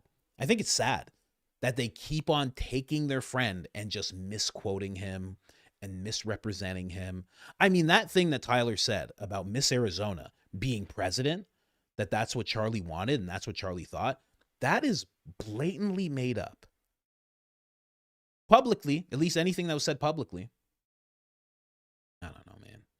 It's getting ridiculous. It's just getting very ridiculous. It's getting to a very sad point. Oh, yeah. And then this one thing, I got to play this. This really stood out to me. Oh, where's that? Where's that hearing? Yeah, we're going to get back to that hearing in a second. But we go to 50 minutes. Candace says this. I'm telling you, there is something that is going to pull Candace into the political arena. There is something that's going to pull her in. And let me tell you something. Every time she goes to debate somebody when she's in politics, when she's running for president or VP, every time she's going to have her hair like this. Every time she's going to have her hair like that. Oh, gosh, let me tell you. Here, listen to this. For why Erica Kirk was at Model Management and at this white building. But people should hear it. People should hear it. Because at the end of the day, no one is interested in wanting the wrong information, to share the wrong information. but the silence on things that are just so easy to respond to. Like if someone messaged me and said, "Hey, Candace, we heard that back when you were working in New York City that you had keys to a White House and you were ushering in mosques," I'd be like, "I have no idea what you're talking about. This is not true. Do not print that. It's completely untrue." There's not a shred of truth to that. She's not doing that. She's not doing that at all. Romanian Angels. This woman, Renee Crossman, everywhere she goes. Madison Melker writes, "I have been donating to Turning Point USA since before Charlie's death, ever since I receive letters at least once every couple of weeks asking for more money to help continue Charlie's vision. Kind of odd to me since you are the one that is supposedly grifting." Oh, you didn't know that his vision was to be on a license plate? You didn't know that his vision was for everyone to send them their 401ks, and everything is his vision. Everything is his vision except for the words that came out of his mouth that painted his vision. They want you to ignore all of that. Yeah, it is beyond ridiculous, and they have zero awareness of themselves, is what I would say, as they had the audacity to call anybody grifting, given the amount of money they have made off of Charlie and their refusal to do the right thing and to say what Charlie actually thought, as opposed to trying to direct the ghost of Charlie. To say the opposite is ridiculous. James Lee says, "You guys and the bun. Oh no, the low bun." Same person, Vadamore writes, "Battle bun merch." You guys, it might be a thing. I didn't know this was a thing. Johnny America writes, "Hair pulled back, that expression on her face, she about to go off." I did not know that I was doing this subconsciously, but I think it is a thing. When I get fed up, I do go, there is a battle bun happening. You learn things about yourself on the internet sometimes that are not true. And then sometimes you learn things about yourself on the internet that are true. And this has been a stunning development that happens to be true.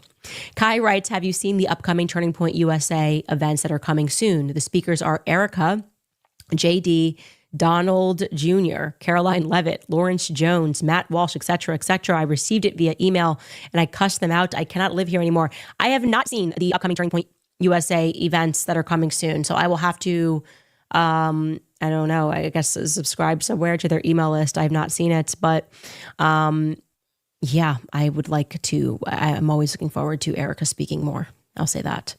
Moderator Marcy writes, "Red alert, Candace, 4 drones were stolen from Fort Campbell, first reported." Man, that's not even what I'm looking for. I love that she brought up the battle. I didn't even realize she brought up the battle bun again. I did not even realize that. But I have to actually find it because this is her talking about the political arena. This is how you do it, folks. You go to the transcript, you go to Control F, that brings up fine. Then you put in the word debate. That comes up at "so maybe I will." Perfect. Boom. This is it. All right, you guys, top comments from last episode. Ocean City writes, "If Erica runs for president, Candace should run independent so they can debate. Maybe only so we can debate. I have zero interest in running for president. I am so done with politics, but I would be interested in debating or even just conversing publicly with Erica Kirk. I don't think it's going to happen otherwise. So since they're probably just going to be like, no, she's president, like she will have to go through a debate stage. So maybe I will have to meet her there. This next user. I'm telling you, it's going to happen.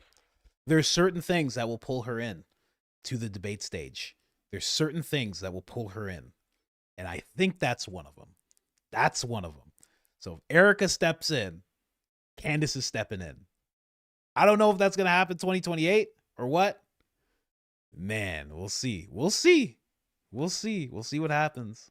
But that really stood out to me. I was like, oh, there is something. Here's another thing that could get her into politics. I know she says I have no interest in politics. I know.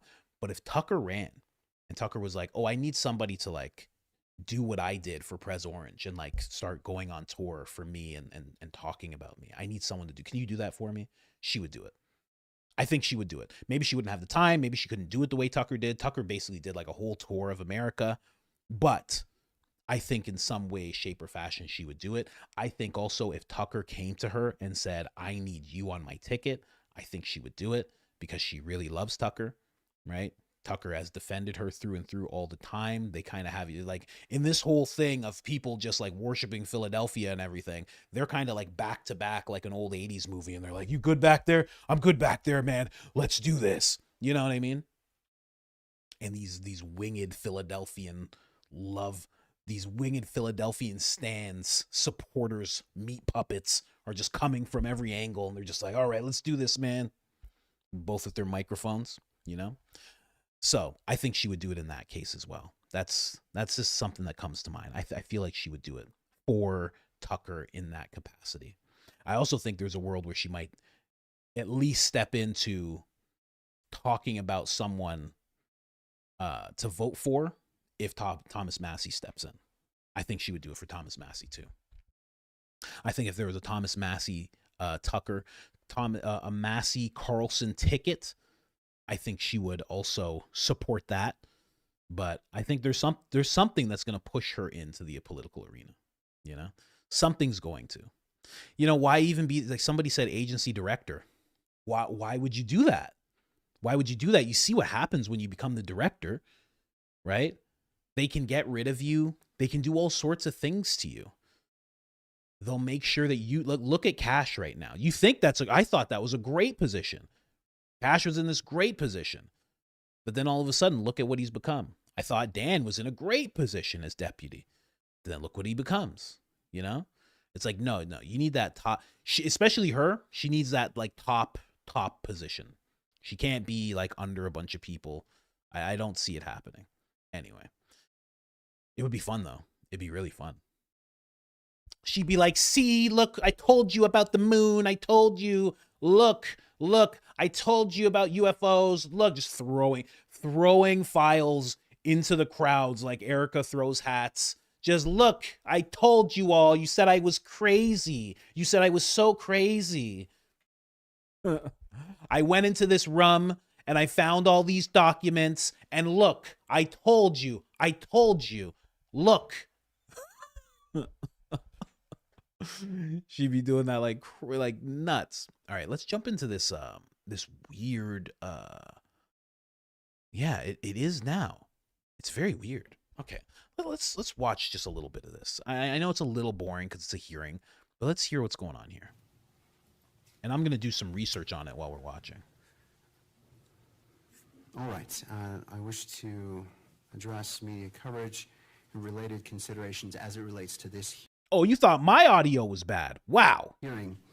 The court wishes to remind all parties that the February 25th, 2026 standing decorum order is in effect and will be enforced to protect the constitutional rights of all parties while preserving the integrity, fairness, and orderly conduct of these proceedings. I would also ask counsel to be mindful that the microphones, and we've turned off the microphones at your counsel table, but just to be mindful that microphones, even from the lectrum, can pick up conversations.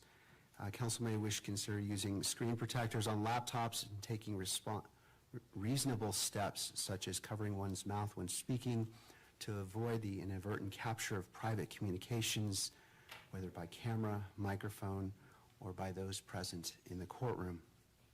Third, the court wishes to address the camera operator and still photographer. And so I respectfully ask Ms. Seitz and Mr. Dolan if you would step forward to the lectrum.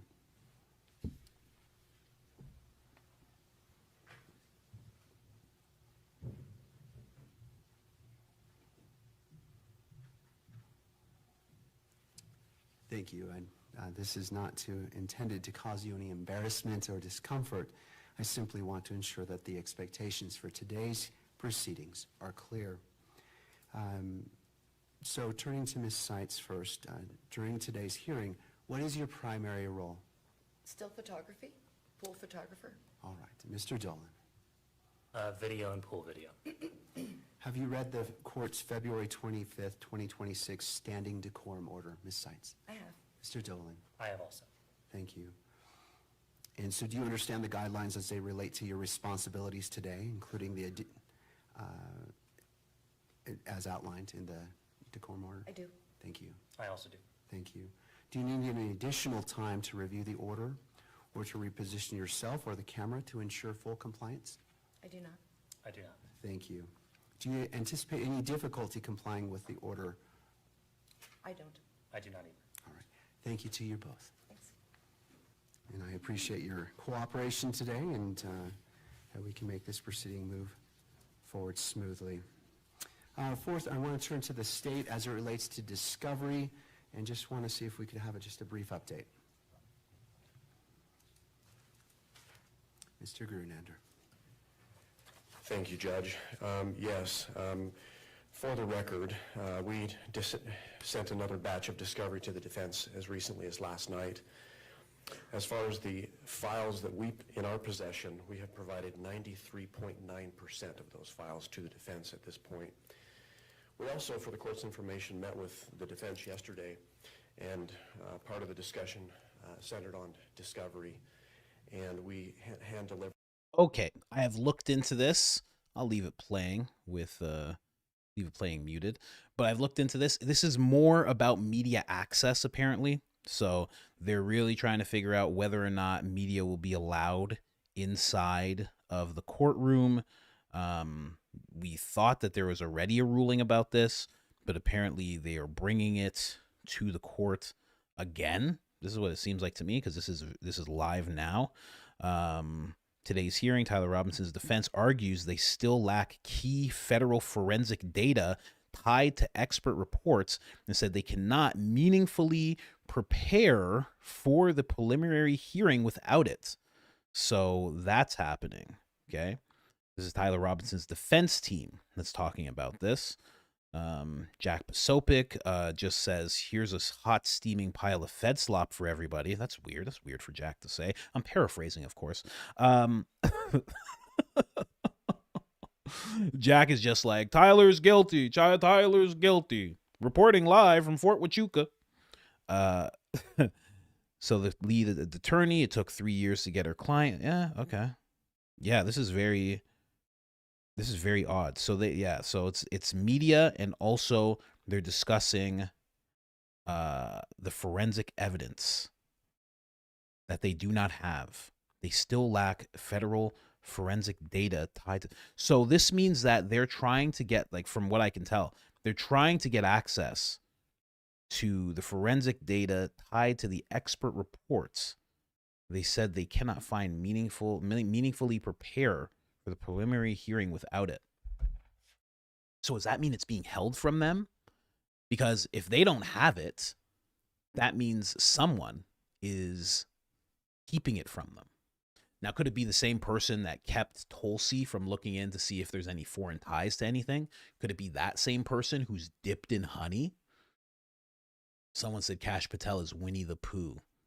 And I can't ever forget it now. He's Winnie the Pooh because he loves honey so much. I don't mean in regards to, like, anybody that's around him in his immediate orbit. That's not what I'm talking about. I'm just talking about how he loves honey. And Winnie the Pooh loves honey pots. That's all I'm saying. That's all I'm saying. No, I'm not bringing up anything. Yeah. And he has a country music sensation for a girlfriend. That's nice too. But I wonder what's going on here. Obviously, this is very slow. The details. Does any party wish the benefit of the record as it relates to? I'll bring you guys the highlights on this Monday, but that's what's going on. I'm sure you'll hear about it here and there, especially if you're on X. You'll start hearing about it, especially if there's any major developments. But for now, it just seems like they're just talking some stuff out, and we'll wait for. And Tyler Robinson, from what I can see, is not in the room at all. This is from what I can see, just going through the entire thing. Seems like Tyler Robinson is not there. He's not present. Maybe he's at Valhalla. Maybe he's in Valhalla right now, just hanging out. Just hanging out with one of his friends that's like 6'5". I'm kidding. Yeah, that was very odd. But here's something else. That was the clip, Lance. Now, there's another thing, and I cannot resist. Actually, you know what? I should get to the. I forgot. I have a thing coming up, and I started so late. I did so poorly. I'm so disappointed with how we did. I'm so poor, like how that all happened. Thank you guys for hanging tough with me, coming through like this. Do apologize for that. It won't happen again.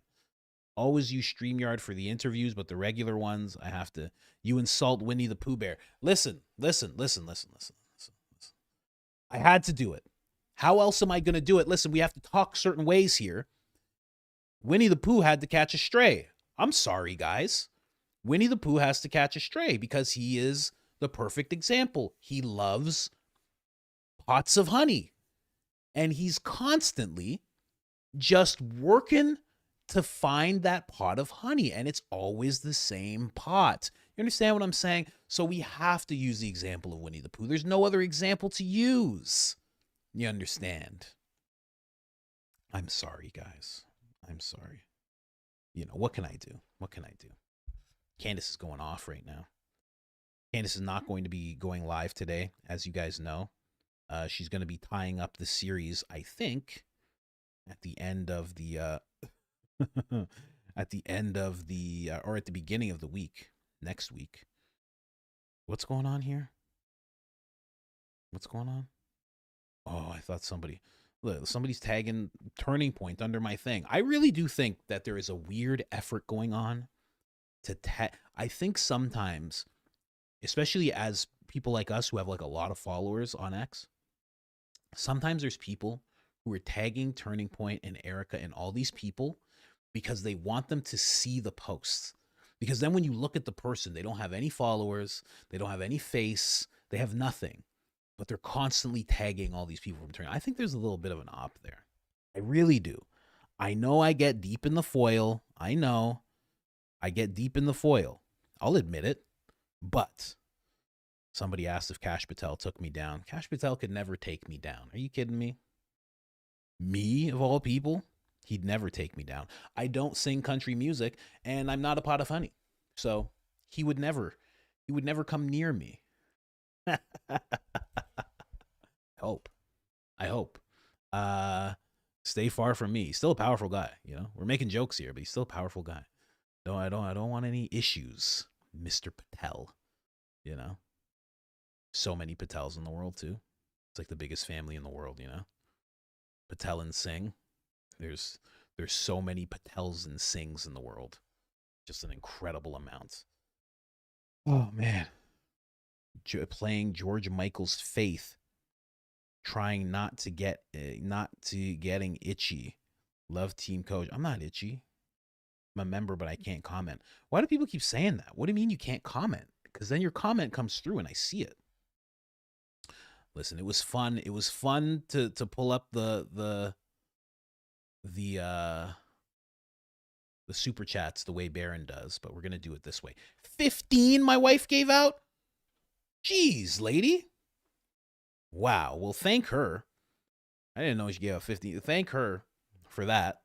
That was a little sorry to everybody because of the live stream and the whole kerfuffle, the whole Baron like debacle that that went through there. Baron was watching. He's like, I heard you say you're using old man Baron setup. I was like, oh, you heard? Oh, sir, didn't realize you heard that. I just meant, He's like, anyway. He's like, you're messing up my morning here. He's like, I watch your show and then I get ready. And I was like, sorry, sir. He was part of the reason. That's why I had to get the stream back on track. He's like, you're messing up my morning here. And you know how people that age are about their mornings, right? They're all about their mornings. They wake up at like 4 o'clock in the morning and they got a whole bunch of stuff done. They get a little bit of a walk-in at the mall. And then they want their shows. They want their programs. So I had to make sure. Shout out to Baron. Good job bouncing back. Hope the streams keep on coming. Shout out to the wife. Thank you. Lance throws one out as well. Thank you, Louisiana Lance. I have no idea how to say this name. I'll say Yule. Yule Weehai. Yule Weehai? Waiting for coach.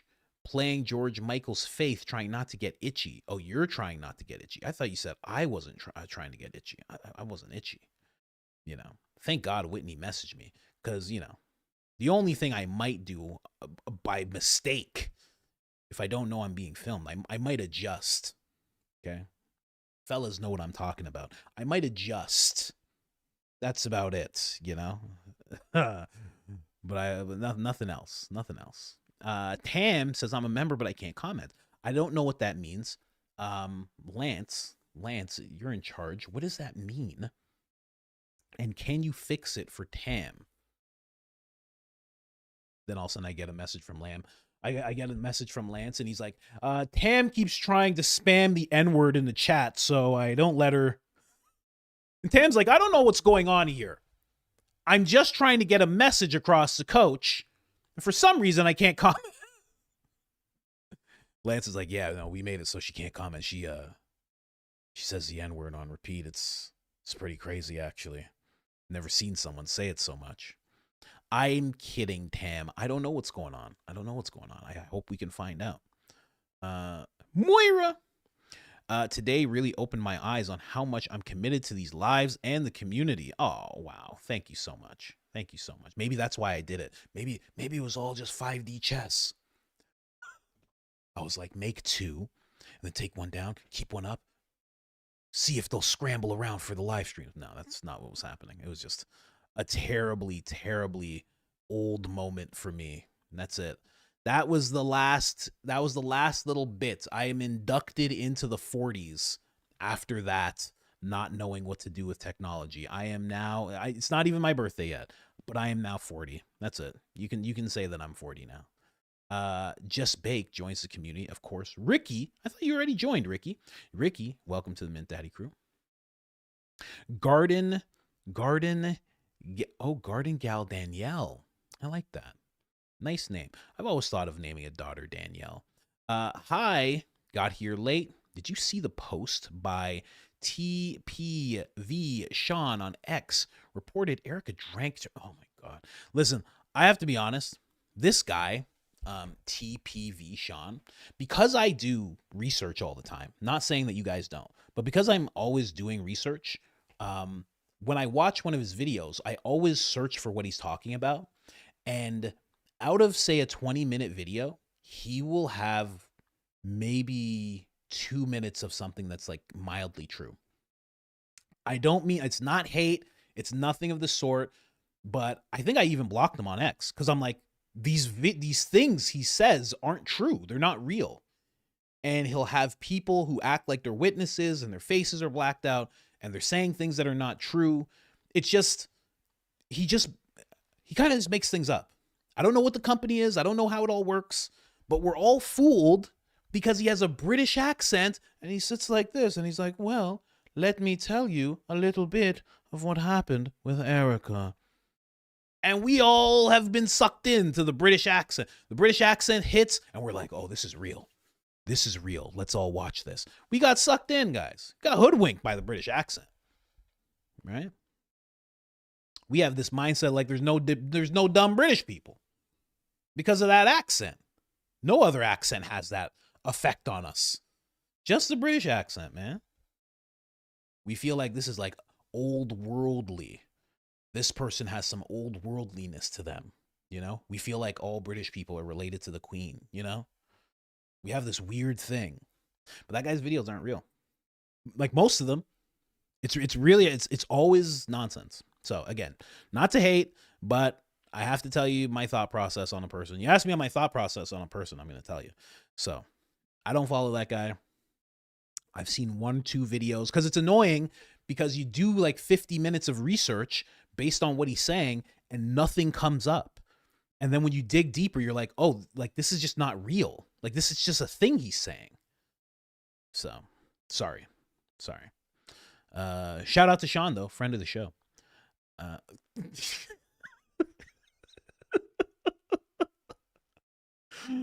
Friend of the show. You know what's weird though? I will show you this. Oh, I think, do I even have it pulled up still? Did I delete it? I hope I didn't delete it.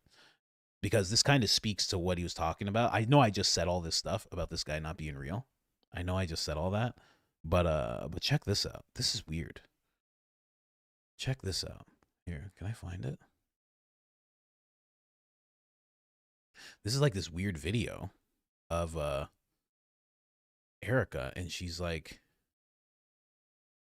it's a video she took of herself bagging up vials of blood. It's really weird. I don't know what that is. I don't get it, but you know, you just brought it up, so I remembered I had that clip. I was gonna work it into the episode, but I was like, nah, what am I gonna say?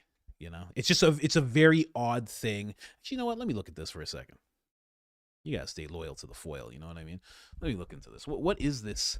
So disclaimer: you are not required to share your birth or post. Sorry, my intention. Raw and unfiltered. This episode 3 years in the making. Click my bio to learn more. Here's the cliff notes. Don't forget your husband when packing for the hospital. Yes, I brought him a portable memory foam on arrival. So it seems like she's talking about having kids. So many people are like, why do you even need your blood work done? When I've posted about it in the past, you need a baseline. So yeah, she's just talking about, she seems like she's talking about having kids and necessary of blood work. I don't know. Very weird. Very weird stuff. Anyway. Mad love for Mr. and Mrs. Coach. I nearly lost it when I saw Philadelphia mints in the back of the SUV during Candace Owens' reveal. Instantly heard Harpole's voice. Oh, man, I'm dropping all my mints. Oh, God.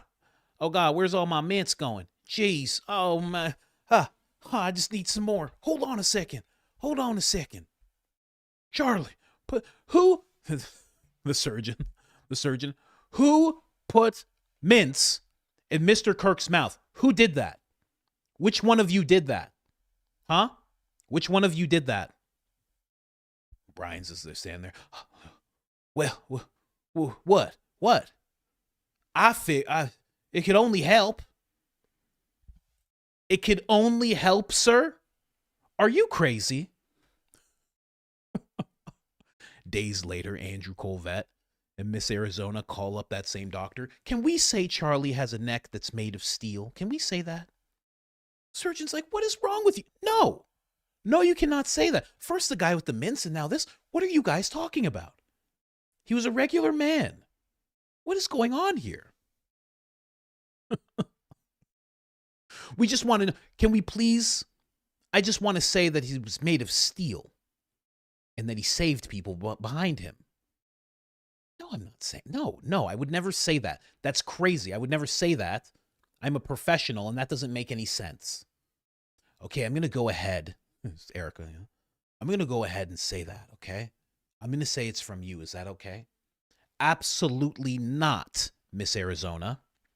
Andrew, you're going to say it. You're going to write it in a tweet. You're whispering right in front of me. You are directly in front of me whispering. Andrew, just do it.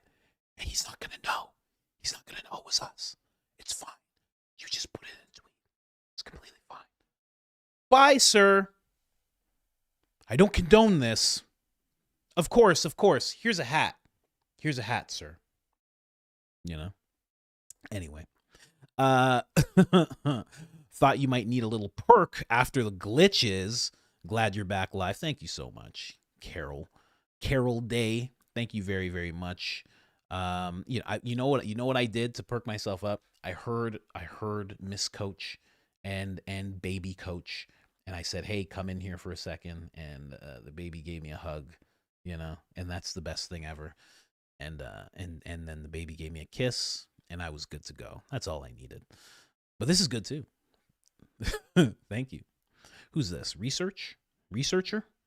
Hey, researcher. Are you a researcher by chance? Researcher? Let me see here, because I can pull up people's channels and stuff. Let me see here. What do you got going? You a researcher? Let me see something. Oh, it's Daisy. Wow, you call yourself the researcher. Okay, all right. I didn't realize. Okay. I was gonna make you an offer, but I mean, since you are the Daisy, just the cutest profile. I mean, come on, just incredible. That's Daisy's profile with some cat eyes there. I mean, the Daisy. I mean, you got to subscribe to the Daisy. No videos, doesn't matter. It's still worth it. Absolutely amazing. I was going to make you an offer there. I didn't realize who you were. Okay. Thank you very much, Daisy. Appreciate you. That is the Daisy, ladies and gentlemen. Angel, my dad is 60. My dad's 67. Today is my dad's 67th birthday. He passed in 2019, but he always said Friday the 13th was lucky since he was born on one. Mom, if you're watching, I love you. Coach, thanks for all that you do, even in tough moments like this morning. It is tough. It's tough. You know what's weird? I didn't sweat. Usually when I first started doing these anything in video, when I'd get into those tough moments, I'd start sweating. This time I didn't sweat. It was weird. It's weird. I guess I had leveled up a little bit. Or it's because I'm 40 and I just don't care. I'm just like, whatever. Whatever. They made the technology stupid anyways. They made it dumb anyways. Why does it work like that? Huh? Why doesn't it work the way I want it to work? If it's so smart, huh? You know? It's like my attitude now.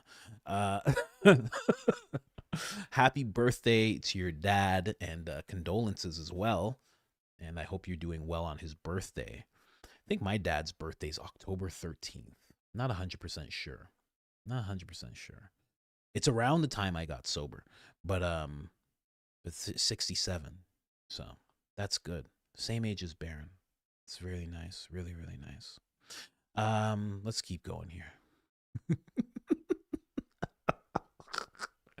Shout out to Baron, as always. Cohen Film, and definitely show Baron some love. I know for a fact, I don't need anybody to tell me that when things happen like that to your streams, how do I word this?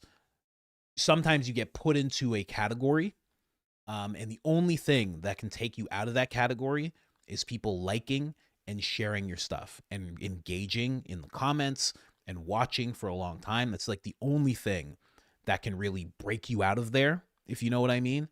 So he needs that right now. So when he goes live, you really have to kick it up for him a notch.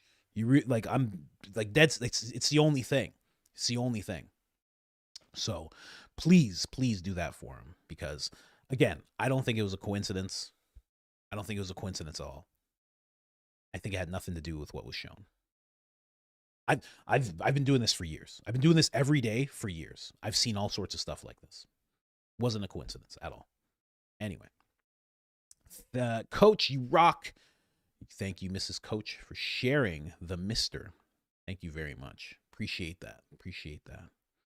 And thank her. Yes, thank her. Because she could be one of those ladies that's like, you live stream too much and this is dumb. And what are you doing this for? She could be one of those ladies, but she never has been. Even when there was no money coming in from this type of stuff, she always supported it. So thank you, honey. Love you so much. Actually, Sadie, they're using proper grammar. I know, Black Poppy. Thank you very much. A message from Dr. Phil E. Delphia. That's how I'm going to do it from now on. That's exactly how I'm going to do it from now on. A message from Dr. Phil E. Delphia. Actually, Coach, I just want to let you know one thing really quickly.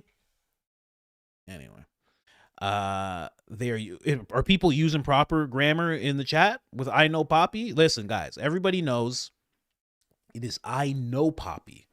Okay, you're saying it like you're speaking broken English. Okay, you have to remember that, right? It's broken English you're speaking when you say that. Husky Mom, 1987. Nunca trabajo today. Nunca trabajo today. So I get to watch Coach.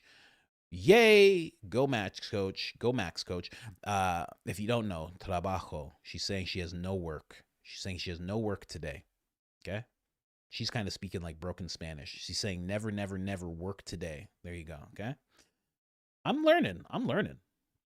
Up with BM. Coach, have you seen Nisi's latest video? I actually had it pulled up. And I wanted to discuss it because she hits on some things here. I had it like right at the bottom of my stuff. I also had Graham Allen as well. Let me see if I can pull this up. So there we go. Yeah, Nisi does a great job. And no background music. Just hate me if you wanna. Hate me if you wanna, but the background music's gone. And she's dominating. And she's dominating now. Oh, no background music in your videos will rocket you to stardom, ladies and gentlemen. It's not a thing I'm making up. It's not just a pet peeve of mine. It is, but take credit. But she does pull up. I found something very interesting in the first. Should we go through this? No, I don't have time today. But I am going to talk about it. I have seen the latest video. It is really good. And just within the first 5 minutes, the things that she points out. Barron shows you about Arizona State. Then she shows you about Regent University and does some research there. Whoa. I'm suddenly a member. Aw, thank you guys. You're truly the best on YouTube. God bless. Thank the wife. Thank the wife. She's the one throwing it out there right now. App. What's up, coach? As a fellow Cubano, I too know Black Papi nunca. You, Lance and Fleet, have started a Latino movement. Thank you so much. The username initials, don't try to pronounce it. Oh, well, I already did. You knew I was going to do that. That's why you said that, see? But thank you very much. Thank you very much, Cubano. Yeah, we are starting a movement. Starting another movement. I saw somebody showed that Fleet, when Fleet did that music video where I'm in a church and me and Candace are in a church, the person, YouTube showed it to her as Christian music. So Fleet has broken into the Christian music market, if you could believe it. I'm glad to be a part of it. Thank you very much for allowing me to be a part of that, Fleet. Very interesting. I saw that the other day. Ricky 2 Tim. So that's the kind of fight it's gonna be. Mike O'Neill, the guy from Snatch. Mickey O'Neill, sorry, the guy from Snatch. That's what kind of fight it's gonna be. Is that what kind of fight it's gonna be? Which guy is Mickey O'Neill? There's the old guy with the glasses, the big glasses, and he talks like, well, let's get really to the basic of what we're talking about, right? We got the pigs here, and let me tell you something, bud. These pigs will eat anything. They'll eat anything. And then you got Brad Pitt's character, and he's like, hey, you want to get to the little fight then, right? You want to do a little fight then, right? Yeah, that's a crazy movie. I've watched that movie so many times. That movie's nuts. Who does that one? I can't remember who makes that movie, who directed that movie. He always wears a suit. The weird guy. He's been on Rogan a bunch of times. Forget what his name is though. But it's a great movie. Solid movie. Love Snatch. Love the movie Snatch. Sorry there. Check the link in the comments. Did somebody check it? Did somebody click it? I didn't click it. I trust you. I know Blanco, papi. I know Blanc, nunca. I know Blanc, never. No Blanc, never. No Blanc, never. I know Blanco, papi. I know Blanco, father. No Blanc, nuco. No Blanc, nunca. No Blanc, nunca. That's the white version. I know nunca, father. I am not nunca, father. That's what that one is. Miss Mandy, being white, you have permission for whiteface. Oh, thank you very much. Well, that's it. I've been given the pass, ladies and gentlemen. You might see that pop up one day. Just to play that Dave Chappelle newscaster person, just with the white and then the blonde hair. When he did that character, it was nuts. It was crazy when he did that character. I would love to do a character like that. That'd be the best. I wouldn't even have to put a voice on. I could just use my regular voice. Hey, isn't that something? Anyway. Grumpy Knuckles. Your mic is a little low today, big guy. I saw this. This is why I turned it up. Candace went bundle bun. I think you mean battle bun yesterday.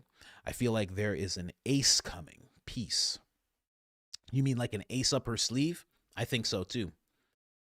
Mark actually verified that for us In that interview, that 4-hour interview that he did with me, that he did verify that, yes, she does intentionally, she'll have certain information, she will hold it back, she will allow people to put themselves into corners, allow people to show their entire hand, and then she will release that information. She does that purposely, actually. I didn't know that because there was a lot of people in the comments that would speculate that when we're here in the chat, members and stuff, but I didn't know that for a fact. And Mark verified that for a fact, that she does do that, and it is on purpose. And what are we dropping?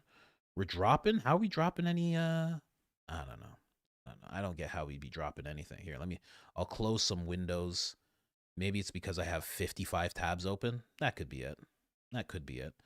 Here, let me close at least 20 of these tabs really quick. Can't believe that photographer and Jillian, man. I really think there's something there. Not with the photographer, with Erica, honestly. Tizzy, hey coach, you rock. Thank you for being you. R.I.P. Charlie Kirk. Thank you very much.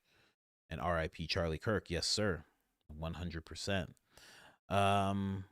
Thank you for being you. That's always a nice compliment. Thank you so much, man. Really appreciate that. After the sparkles and leather pants didn't work, went straight to 90s high school attire. And I can't unsee it. Millenniums aren't falling for it. Let me see. Let me see here. Like literally, like put her next to Drake. She's in Degrassi Junior High, right? Like literally looks. This is like just straight from the Gilmore Girls, you know? Just the new Gilmore Girls. The new Gilmore Girls has been revamped, ladies and gentlemen. 2 ladies in Arkansas just trying to spread all sorts of weird messages to high school students nationwide, you know? Put her next to Drake. She's in Degrassi Junior High. That's it. Nah, I see what you're saying there. You're right. And that's true. That's true. Like Candace said, it's like she's getting these little updates. She's getting these little program updates. Like, okay, no more leather pants. People got pissed at the leather pants, you know? Doing A/B testing with personalities. Should I be this person? No, it doesn't work. Should I be this person? Yeah, that works better. Okay, let's swap that out. Okay, now you're going to be a little bit of person A and a little bit of person B. And she's just like, I can't keep up with all this. I don't know what you're talking about. Okay, no sparkles. Oh my God, get them off my shoulders. What else do I have to do? Am I Spanish? I saw a guy on YouTube. I know Black Poppy. Should I say I know Black Poppy? I don't know how to speak much Spanish. Just having a meltdown. Stacey Sheridan comes in with the little buttons. That little Men in Black flasher. That's what Stacey Sheridan has, a little Men in Black thing. There you go. You okay? Remember? Do you remember? I don't remember anything. Good. Let's go with that. So, today, you're president of the United States. It might happen. It might happen. Grumpy Knuckles. I get an automatic visceral reaction when I see her face. It reeks of someone who's imitating someone she thinks she's supposed to act like. Angering. See, that's exactly what I was just talking about. I didn't even read what you said. We're on the same page. 100%. Wasn't Cochrane Group the same group Erica Kirk said she was a realtor with? Yes. That is why there is that odd connection. And I do wonder, Barbara Cochrane, right? Or Cochran, whatever you're supposed to call that. She is connected. She's a very open personality. Like, she does a lot of social media and stuff. I wonder what she has to say about this. I really do. I wonder if she'll ever address this. Maybe she won't, but she might. I don't know if she's still on Shark Tank. She might be. What is this? Beijing? Is this? Wait, Biljana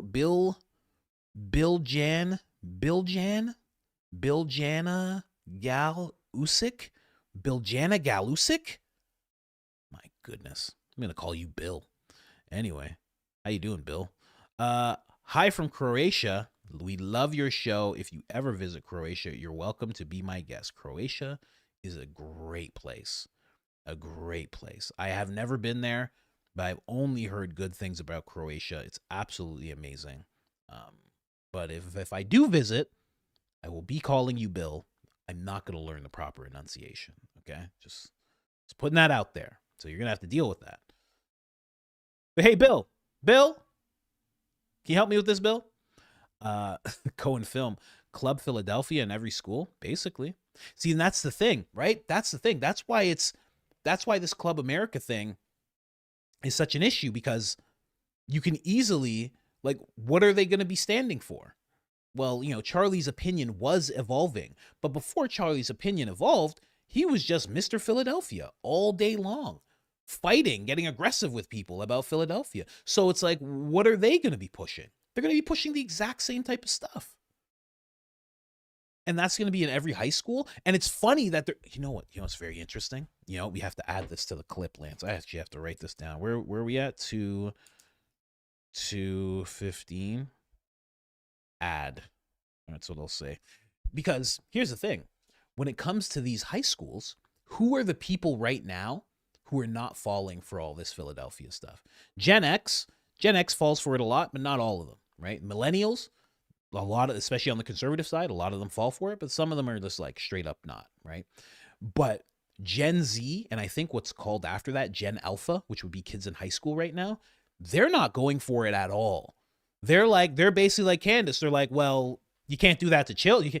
You can't just bomb a kid, right? That's not right. That's just the way they are. They're not seeing past it. There's no amount of things you could say to them to make it okay. They're not falling for that whole thing. So now all of a sudden you have this turning point entity that's massively pro-Philadelphia that's going to be trying to push that type of ideology on them. Pushing ideology on kids is not good across the board, no matter what. It's always bad. Always. Always, always, always. But yeah, you're right. You're right. I started homeschooling in 2020 when they tried to do that to the schools when my oldest was 4. Haven't looked back. Don't regret it. I recommend. Yeah, I would imagine it's great. Honestly, I would imagine. I'm sure it's hard, but it's one of those things that's really rewarding at the same time. Again, I always mention it. My buddy's doing it with like 6 kids. I mean, like wild, just wild. Ash of the Dead sent a membership. Thank you so much. That's like almost 20 memberships that's been thrown out today. How nuts is that? I mean, you know, if you showed up, lucky, right? Alice had the lobotomy. Sounds like a band name. Alice had the lobotomy. I hope with my entire being, they, meaning Turning Point USA, are watching Fleet. I bet they are. You know, maybe not the inner circle, but I bet there are some, you know, the lower level employees. I bet they are. I wouldn't doubt it. Third Eye Prophet, please ask that question more. We know J.E., but how do we know that he was the only handler? I bet there's others just like him with their own. Yeah, of course. I bet there is. You don't even know if he was the biggest. He could have been like small fry compared to like the guy that's over in Europe. You know what I mean? Right? There's probably one in Africa. There's probably one in China. Right? There's probably some in Russia. Like, why wouldn't there be? Right? Canada. Why wouldn't there be? You know, maybe there's someone running the entire continent. But like, you know what I mean? There's probably tons. Tons. Anyway. Jessica Parish or Parish. My nephew's name is Luca, and I've started singing his name the same way you sing Nunca Nunca. Luca, Luca. No black, Luca, Luca. No black, Luca, Luca. You can send a odd message to Luca through that. Ferguson, meme idea. Put Erica on skates because she seems to be rolling past things without consequences, or some hats because she has many alleged jobs except being a mom. Wow. That's the meme, huh? I think we should just like screenshot this. This is the meme. Yeah. Just insulting, right? Or instead of skates on the feet, you put hats on the feet, right? You got to think outside the box when it comes to memes, right? Anyway. Marie Captain Picard. That's so funny. They captured the lib kids with the alphabet clubs. Now they'll get the conservative kids with the Club America. Wide net. That's exactly it, right? And even if it's just a back and forth type of thing, because it's not like what the objective is not for the lib kids to be caught up in it. It's for all the kids to be caught up in it. And their objective with Club America is not just to get the conservative, it's to get all the kids. Why get the people who are already on your side when you have a movement? Your goal is to fortify those people that are on your side, but also to expand and get people that are not on your side. And when better to get them when they're young and malleable, right? That's what's going on. That's why I have a problem with it. Even if I agree with what they're standing for. App and app. Keep up the great work. Please shout out my wife's channel. She loves reading children's books to our 3 boys. Story time with Abby. Can I highlight that? Let me see here. You got a channel here? I don't know what this channel is. I got to make sure it's actually a channel. It might be some disgusting stuff. You never know with people, you know? Oh, that's cool. It's an actual thing.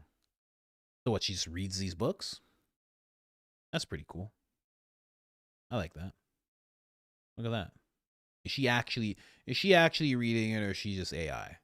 Are you just telling us this is your wife and this is really some AI chatbot that you're married to? Huh? Because everything's possible in 2026. That's the channel, though. That's pretty cool.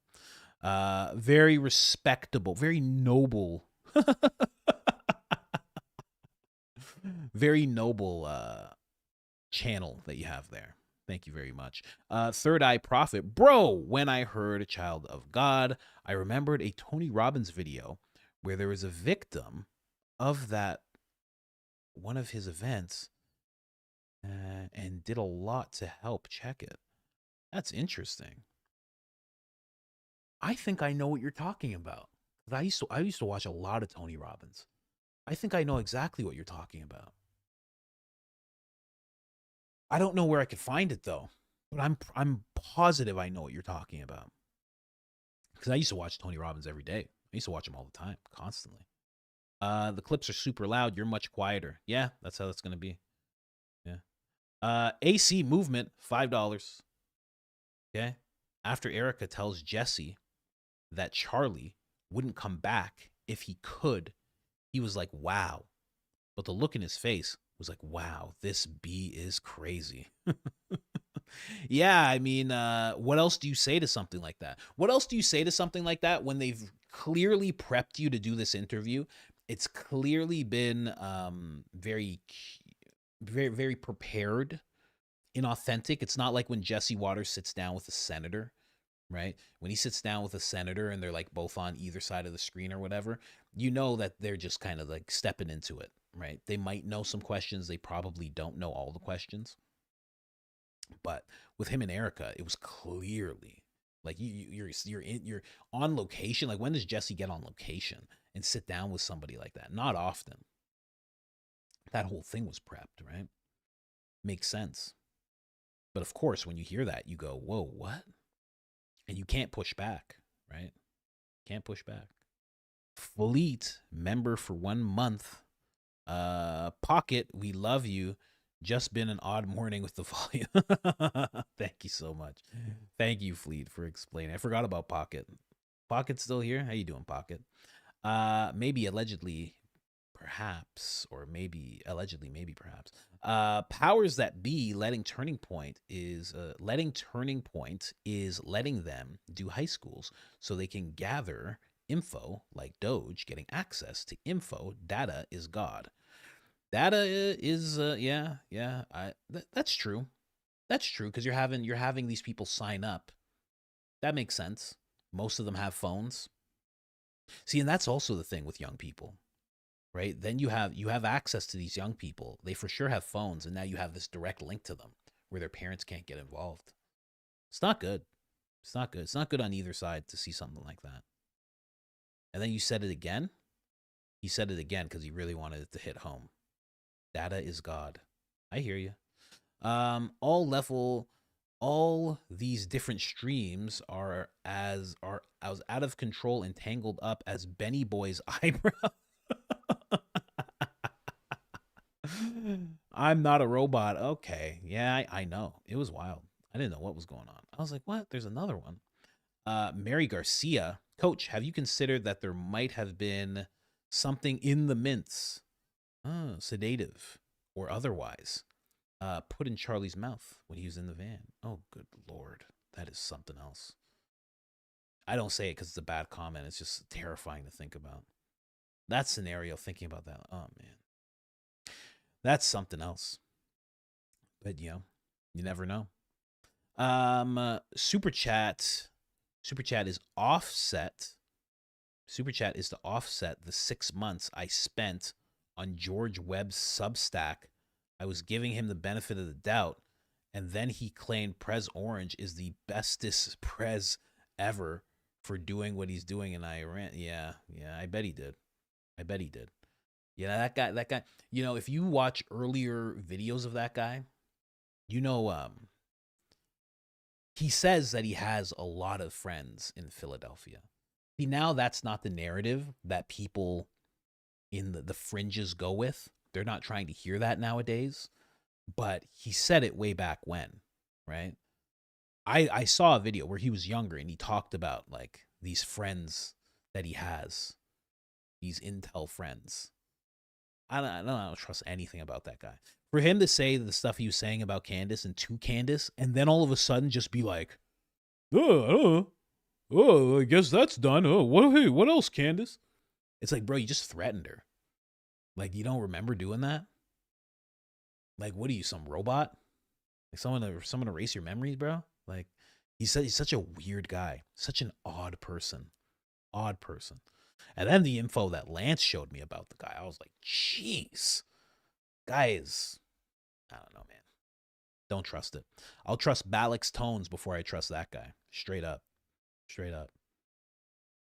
That guy's walking up to all of us within the fringes and the foil land. And he's like, greetings, fellow conspiracy theorists. Hello. Hi, everybody. Hi, I too am a theorist of sorts. May I have a tinfoil hat? I left mine in the car. Oh, this fits nicely. That's what he's doing. That's just me. That's how I feel about it. Ridiculous. Anyway, Sabby Sabs, back to the 90s again. Oh, can I come with you? Sabby Sabs did a video a month ago about the connection with Charlie Kirk, pushing for JE and Prez Orange being in those docs, and it was a light bulb moment for me. Definitely something there. Yeah, I think I saw that video that you're talking about. She does good work. Somebody says she wants to be on the show. I would have her on the show. I would do a long interview with her for sure. Alizen or Allison. Are you writing Allison with a Zen at the end? Is that what you're doing to me? Fine. All the Club Americas will be run by LDS and Z Angelicals. There's plenty of those in red states. It'll be an extremist echo chamber. Well, of course. I mean, no argument there, right? Coach, I've been photographed by Joe. Oh, okay. Coach, I've been photographed by Joe Elisa back in 2015. Jilly's description of him is correct, and that profile picture of his isn't him. I have a modeling contract act from him as well. Email me at coachcolin3@gmail.com. So sorry, I'm just running a little late. I am going to be with you very soon. Yeah, I had a thing. Forgot it's past 1:30 already. Yeah, email me. Please email me so we can talk about that. I would love to hear more about that. Like the whole experience. I would like to know how that whole experience went for you. How it's similar to Jillian's, if it is. I'd like to hear about that, please. And thank you for sending that and letting us know. Interesting. Very, very interesting. Oh my goodness. Okay. More popped up. Can't complain. Nikki, seriously, that guy did not dive over the table just to walk out the back of the tent. Really? That alone means there's something there. You rock. Yeah, there's that also, right? Like, I mean, that dramatic Tom Cruise Mission Impossible table dive just to be like, can you imagine? Yeah. Okay, so I'll be over there, guys. All right, see you guys soon. What? Huh? Excuse me? Hold on a second. You could have just ran back to where you were going, but he had to go over there. There was something he had to get, and it wasn't keys. It wasn't keys. If it was keys, it would have been apparent. It would have been very apparent.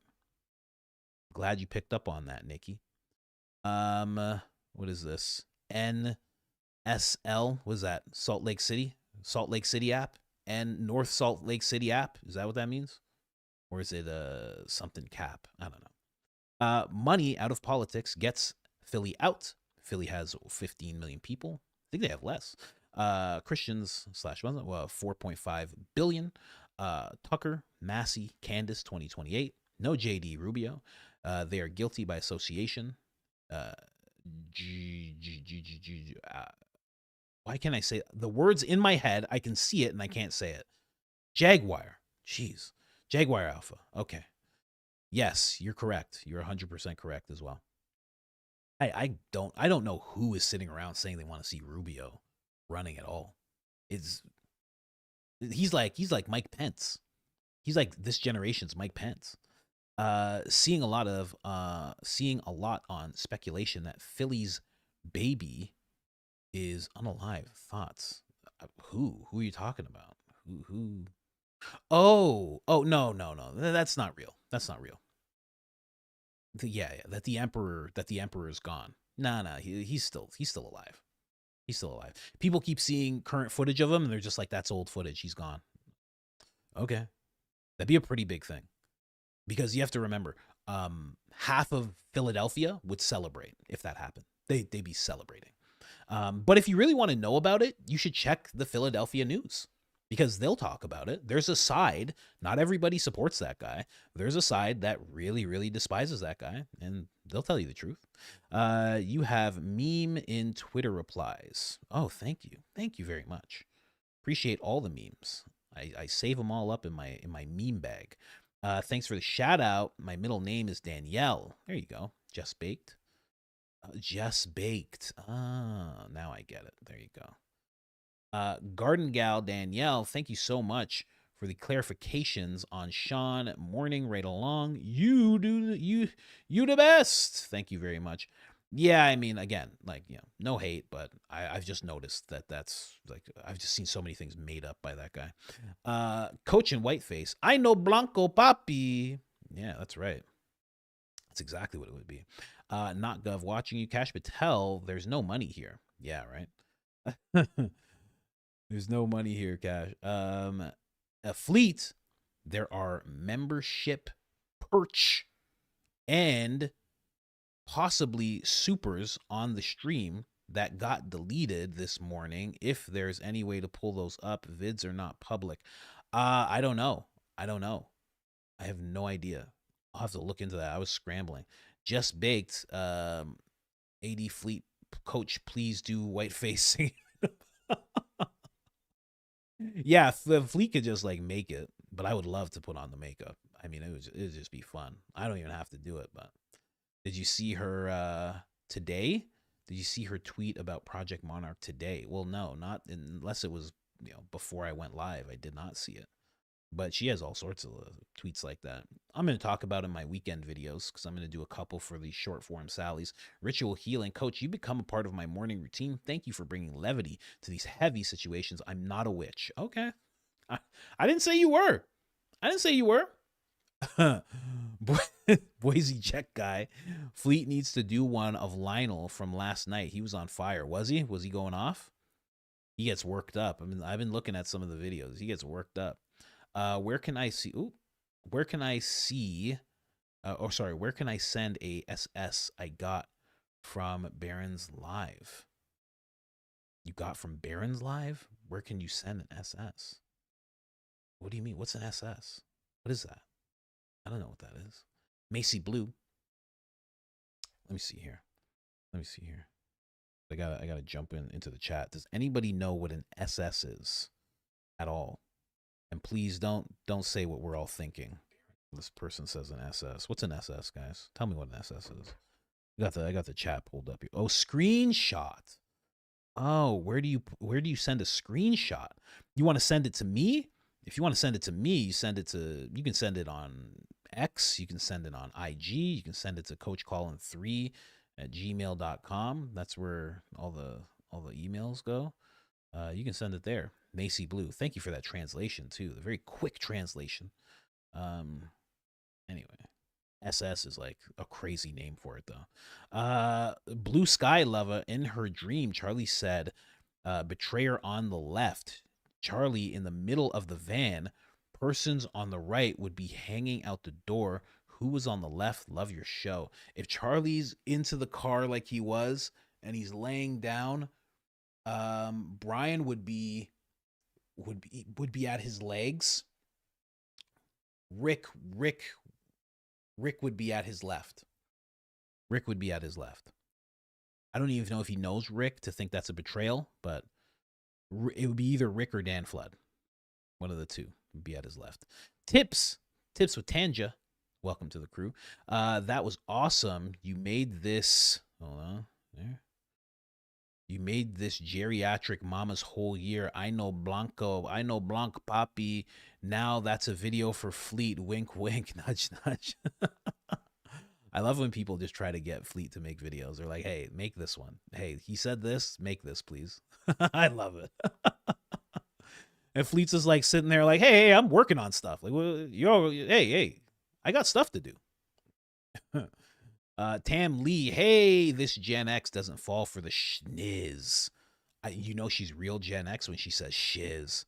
Oh yeah, because that's back in the hizzle dizzle. You remember back in the dizzy? Oh, when everybody was doing that hizzle dizzle talk? Oh yeah, this is a real Gen Xer right here. Except for Prez Orange, I was hoodwinked and duped. Yeah, I hear you. I mean, just like every other president, you know? I mean, just crazy. Erica Kirk's hair is looking like her head was out the car window. That's funny. Kirk Mack. Court Mack. Just heard I Was Made for Loving You by Kiss, and the intro just reminded me of your intro. I can't unhear it. Oh, I gotta listen to that. How do they start? Kiss has a song where they go.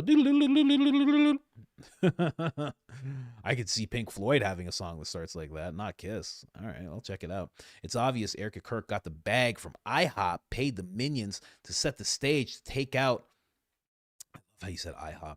To take out Charlie Kirk before he could make a future run for office. Oh yeah, because think of it. If Charlie kept going the way he was going, and he kept evolving his opinion, and he ran, who would he run with? Well, it would be Tucker or Thomas Massey. That's who he'd run with. And if you're running with Thomas Massey, you know what's going to happen. You're going to stop funding a certain place. All sorts of things are going to start to happen. If Thomas Massey and Charlie, I mean, come on, who's not voting for it? Thanks for the call out. Haha. Can comment now. Oh, okay, great. I think you have Dave Chappelle's show's potential with Dr. Phil bits and Fleet cartoons. I think so too. I think if me and Fleet like really get together and like really think about some stuff, I think we can do something great. Chappelle level. It took like 20 tries to post this, so maybe Lance does have beef with me. Oh man, I hope not.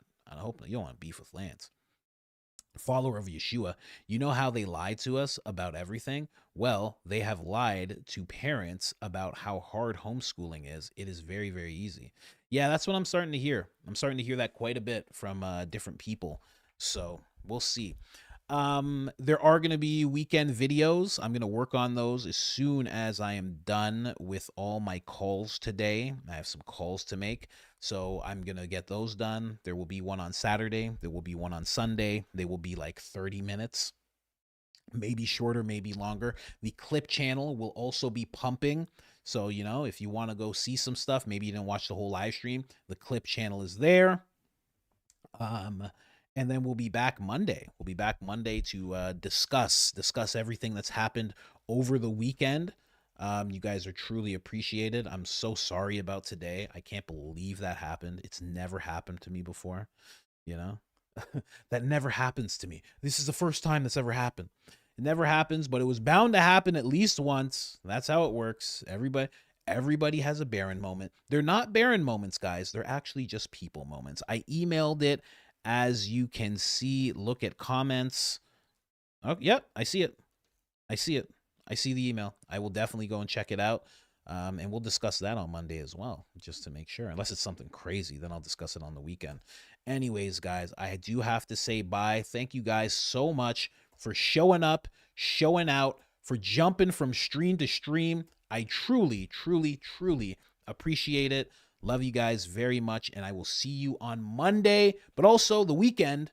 You know, you'll get those videos, so definitely stay tuned for that clip channel as well, like I said. Oh, and we're on Spotify. We're on Spotify, and the clip channel is also on Spotify. If you like to listen there, we're doing that too, and that helps just as much.